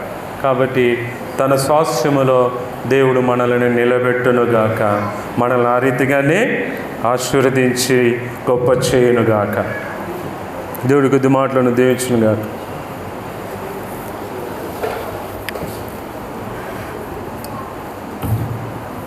నీ చివరి ప్రార్థన ఆశీర్వాదంతో నీ కూడికను ముగించుకుంటాం. ప్రేమాశ్రమిగుల తండ్రి, కృపా సత్య సంపూర్ణమైన మా దేవ తండ్రి, మరొకసారి ఈ జనప్రియ ఈ యొక్క ప్రాంతంలో మరి ఏర్పరచుకునే యొక్క హెబ్రోను దీపస్తంభాన్ని బట్టి తండ్రి నీ కొందనాలు ప్రభావ. మరి ఈ దీపస్తంభము ఇక్కడ పునాది వేసిన నాటి నుంచి ఇంతవరకు కూడా దీని పక్షంగా మీరు జరిగిస్తూ వస్తున్న నీ కార్యములన్నిటిని బట్టి తండ్రి నీ కొందనాలు. ముఖ్యంగా ఈ సంఘం విషయంలో, సంఘం యొక్క ఆత్మ సంబంధమైన విషయాల్లో, భౌతిక సంబంధమైన విషయాల్లో, సంఘం యొక్క క్షేమం విషయంలో, అభివృద్ధి విషయంలో ఇంతగా సంఘస్థులుగా మరి బాధ్యత గల సహోదరులుగా ఉండి దీని విషయంలో ఎంతగానో పోరాడుతూ మరి ఇక్కడ సేవ చేస్తూ వచ్చిన మా ప్రియ సహోదరులను బట్టి సహోదరులను బట్టి కూడా తండ్రి నీకు వందనాలు. నిజంగా నీ యొక్క సంఘం యొక్క అభివృద్ధి విషయంలో ప్రతి వాడిని నీ యొక్క సొంత సమయంలో వారిని వాడుకుంటూ వచ్చావు, నీకు వందనాలు. ఇంతవరకు ఈ దీపస్తంభాన్ని మీరు నిలబెట్టుకుంటూ వచ్చినారు, నీకు వందనాలు. ఈ రీతిగా ఈ దీపస్తంభము ప్రోమని యొక్క వెలుగులో ఇంతవరకు వారి జీవితాలను సరి చేసుకుంటూ చక్క చేసుకుంటూ వారి జీవితాలను ఇంతవరకు నడిపించుకుంటూ వచ్చిన వారిని బట్టి కూడా తండ్రి నీకు వందనాలు. ఎంతమంది అయితే తమ జీవితాలను ఈ వెలుగులో మరి నడిపించుకోలేక కొంత భౌతికంగా శారీరకంగా దారి తప్పిపోతూ ఉంటున్నారు, వారి కొరకు కూడా మేము ప్రార్థన చేస్తున్నాం. అటు వారందరూ కూడా మీరు సమకూర్చండి. ఈ యొక్క హెబ్రోను సహవాసములోంచి బయటికి వెళ్లకుండా తండ్రి మీరు వారిని భద్రపరచండి. శత్రువు జరిగించు ప్రతి కార్యములను మీరు లయపరచండి. శత్రు ప్రతి కార్యములు మీరు త్రిప్పుకొట్టండి. అడుగు వాటనికిటను తండ్రి, ఊహించు వాటనికిటను ప్రభా మీరు అత్యధికంగా చేసే దేవుడు అని నీ వాక్యము తెలియజేస్తుంది. ఎఫెసీయులకు రాసిన పత్రికలో ప్రభా మేము ఊహించు వాటనికంటే అడుగు వాటనికంటే మీరు అత్యధికంగా చేసే దేవుడు అని ప్రభా నీ పాద సన్నిధికి వస్తున్నా. ఇంతవరకు నీ వాక్య రూపమున మీరు నాతో మాతో మీరు మాట్లాడుతూ వచ్చాడు. దానికి నిదర్శనంగా నిదాసుడు నీ భక్తుడు మరి అబ్రాహామును గురించి, దావీదుని గురించి, కాలేబుని గురించి మీరు మాట్లాడుతూ వచ్చారు. నీకు వందనాలు. ఇంకా మా పూర్వ భక్తులు ఎందరో తండ్రి మరి వారి జీవితాల గురించి కూడా మీరు మాట్లాడుతూ వచ్చారు. నీకు వందనాలు. నిజముగా హెబ్రోను పక్షంగా హెబ్రోను విషయంలో మీరు జరిగిస్తూ వచ్చిన కార్యాలు, నీ భక్తులను కూడా హెబ్రోన్లో నిలబెట్టి వారిని అక్కడిని స్థిరపరిచి ఆ స్వాస్థ్యంలో వారిని మీరు పోషిస్తూ నడిపిస్తూ ఆశీర్వదిస్తూ వచ్చిన విధానం బట్టి కూడా తండ్రి నీకు వందనాలు. ఆ రీతిగా నీ సంఘము, ఈ సంఘములోనికి వస్తున్న ప్రతి ఒక్క విశ్వాస కుటుంబం ఆ రీతిగానే దీవించబడినట్లుగా, ఆ రీతిగానే ఆశీర్వదింపబడినట్లుగా, ఆ రీతిగానే హెచ్చింపబడినట్లుగా, ఆ రీతిగానే విశ్వాసంతో నిరీక్షణతో ఉన్నట్లుగా తండ్రి సహాయం చేయండి. ఈ రీతిగా ప్రతి కుటుంబాన్ని మీరు మేలు కొరికే జ్ఞాపకం చేసుకోండి, దీవించండి. వారి వారి పనిపాటులు, వారి ఉద్యోగాలు వారిని దీవించండి, ఆశీర్వదించండి. సంఘం హెబ్రోను యొక్క సంఘ సహవాసులకు తీసుకురాబడ్డ చేత మేము అత్యధికమైన మేలులు పొందుకున్నామే కానీ ఎక్కడ కూడా మేము నష్టపోలేదని చెప్పుకునేలాగున నీ యొక్క పరలోక దీవెనలు ఇక్కడ మీరు దాచి ఉంచుతూ రమ్మని ప్రార్థన చేస్తున్నాం. ఇక్కడ మీరు సిద్ధపరుస్తూ రమ్మని ప్రార్థన చేస్తున్నాం. నమ్మదైన దేవా తండ్రి, ఈ దినము రాగలిగిన మా ప్రియులను బట్టి తండ్రి నీకు వందనములు. ఈ దినము రాలేక చూడటానికి కూడా మరి చూడకుండా చేసిన శత్రు కార్యములన్నింటిని కూడా మీరు లయపరచండి. వారితో మీరు మాట్లాడుతున్నామని ప్రార్థన చేస్తున్నాం. మీరు ఎంతైనా నమ్మదగిన దేవుడు తండ్రి. నీ యొక్క నమ్మకత్వాన్ని మా పట్ల గత సంవత్సరం అంతా కూడా మీరు కనపరుస్తూ వచ్చారు. మమ్మల్ని ప్రేమించి హెబ్రోను ప్రేమించి మరొక సంవత్సరమును మీరు ప్రవేశపెడుతున్నారని కొందనాలు. రాబోయే సంవత్సరం అంతట్లో కూడా ఈ సంఘాన్ని నీ కాపుదలతో, నీ భద్రతలో ఉంచండి. శత్రు దీని పక్షంగా జరిగిస్తున్న కుతంత్రాలు, కుళ్ళు తండ్రిని కూడా మీరు లయపరచండి. సంఘం అంతటి కూడా ఒక ఐక్యత, ఆత్మీయ స్థితిలోనికి, సహవాసంలోనికి మీరు తీసుకొని రండి. ఒక హెచ్చింపులోనికి తీసుకురండి, ఒక నిరీక్షణ స్థితిలోనికి తీసుకొని రండి. నీ నామలకు మీరు మహిమ తెచ్చుకుంటామని ప్రార్థన చేస్తున్నాం. నమ్మదిని దేవా తండ్రి, ఈ రీతిగా సంఘం పక్షంగా మీరు జరిగించిన మేలన్నిటినీ హృదయమార స్తుతిస్తూ కనపరుస్తూ ఆరాధిస్తున్నాం. మీరు నీ వాగ్దానాలు ఇచ్చి నీ యొక్క సంఘం పక్షంగా మీరు నెరవేరుస్తూ వచ్చినారు. నీకు వందనాలు. ఈ సంవత్సరం ఈ సంఘానికి ప్రేమించి ఇచ్చిన వాగ్దానాన్ని బట్టి కూడా నేను హృదయమార స్తుతిస్తూ కనపరుస్తూ ఆరాధిస్తున్నాం. నీ వాగ్దానం ఈ సంఘం పక్షంగా నెరవేర్చండి. నీ నామాలకు మీరు మహిమ తెచ్చుకోండి. మరొక నూతన సంవత్సరాలు ప్రవేశింపజేశారు. నీ కొందనాలు మరి పచ్చిక బయలు మరి మీరు ఏ రీతిగా అలంకరిస్తూ వచ్చారు, ఏ రీతిగా సస్యశ్యామలంగా చేస్తూ వచ్చారు. ఈ సంఘాన్ని కూడా మీరు ఆ రీతిగా సస్యశ్యామలంగా, ఉన్నతంగా, ఆత్మీయంగా పచ్చదనములకు మీరు తీసుకుని వచ్చి నీవే మహిమ పొందుకుంటున్నామని ప్రార్థన చేస్తున్నాం. శత్రు ప్రతికారం లయపరచండి. మందిరం చుట్టూ నీ అగ్ని ప్రాకారాలు ఇచ్చండి. నీ యొక్క రక్షణ కవచం నీ సంఘం పైన మీరు వేస్తున్నామని ప్రార్థన చేస్తున్నాం. ప్రతి కుటుంబం చక్కగా వర్ధిల్లున్నట్లుగా, ప్రతి కుటుంబం చక్కగా ఆశీర్వదింపబడినట్లుగా, ప్రతి కుటుంబం శాంతి సమాధానాలతో, రక్షణ ఆనందములతో నింపబడినట్లుగా సహాయం చేయండి. నడిపిస్తున్నామని ప్రార్థన చేస్తున్నాం. ఈ రీతిగా మీరు చేసిన మేలన్నింటిని బట్టి నేను హృదయమారు స్తుతిస్తూ ఆరాధిస్తాం. యేసుక్రీస్తు నామం పేరిట. అంతేకాదు సంఘాన్ని ప్రేమించి మీరు తీసుకొచ్చిన నీ దాసుడు మహిమదాసుని బట్టి, తన కుటుంబాన్ని బట్టి, పిల్లలను బట్టి నీకు వందనాలు. సంఘంలో, సంఘ సహవాసంలో, పరిచర్యలో ఏ రీతిగా దైవికంగా, ఆత్మీయంగా, జ్ఞానముతో ప్రభు ముందుకు వెళ్ళాలో ఆ రీతిగా సంఘాన్ని కలుపుకొని ముందుకు వెళ్ళే విషయంలో సహాయం చేయండి. శత్రు ప్రతికారములు లయపరచండి. నీ దాసుడు మీరు బలపరచండి. పిల్లలను దీవించండి, ఆశీర్వదించండి. నీ నామాలకు మీరు మహిమ తెచ్చుకుంటామని, మీరు ఎంతైనా నమ్మదగిన దేవుడు అని స్తుతిస్తూ ఆరాధిస్తూ మీ ప్రియకుమారుడు మా రక్షకుడైన యేసుక్రీస్తు నామం పేరిట ప్రార్థించి అతి వినయంగా బ్రతిమాలి అడిగి వేడుచున్నాం తండ్రి, ఆమేన్. పరమ తండ్రి దేవుని ప్రేమయు, యేసుక్రీస్తు వారి కృపయు, పరిశుద్ధాత్మీయమైన సహవాసము ఇక్కడ కూడి ఉన్న మనకును, సర్వలోకోత్తరుని సకల పరిశుద్ధులకును, సార్వత్రిక సంఘమునకును తోడే ఉండి నడిపించును గాక. ఆమేన్.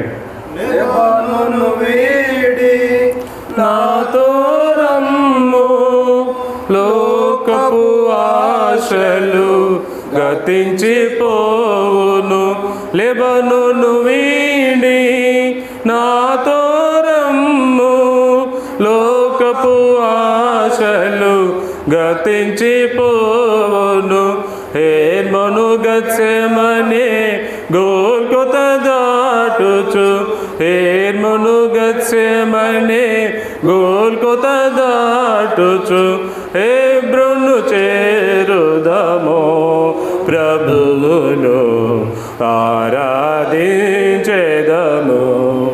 హెబ్రోను చేరుదము, ప్రభువును ఆరాధించెదము. తంబుర సితారతో మా ప్రభును ఆరాధించెదము. తంబుర సితారతో మా ప్రభును ఆరాధించెదము. తన నివాసముగా మము సృష్టించిన, తన నివాసముగా మము సృష్టించిన నాథుని పొగడెదము. స్తుతి గానము చేసేదము, నాథుని పొగడెదము. స్తుతి గానము చేసేదము.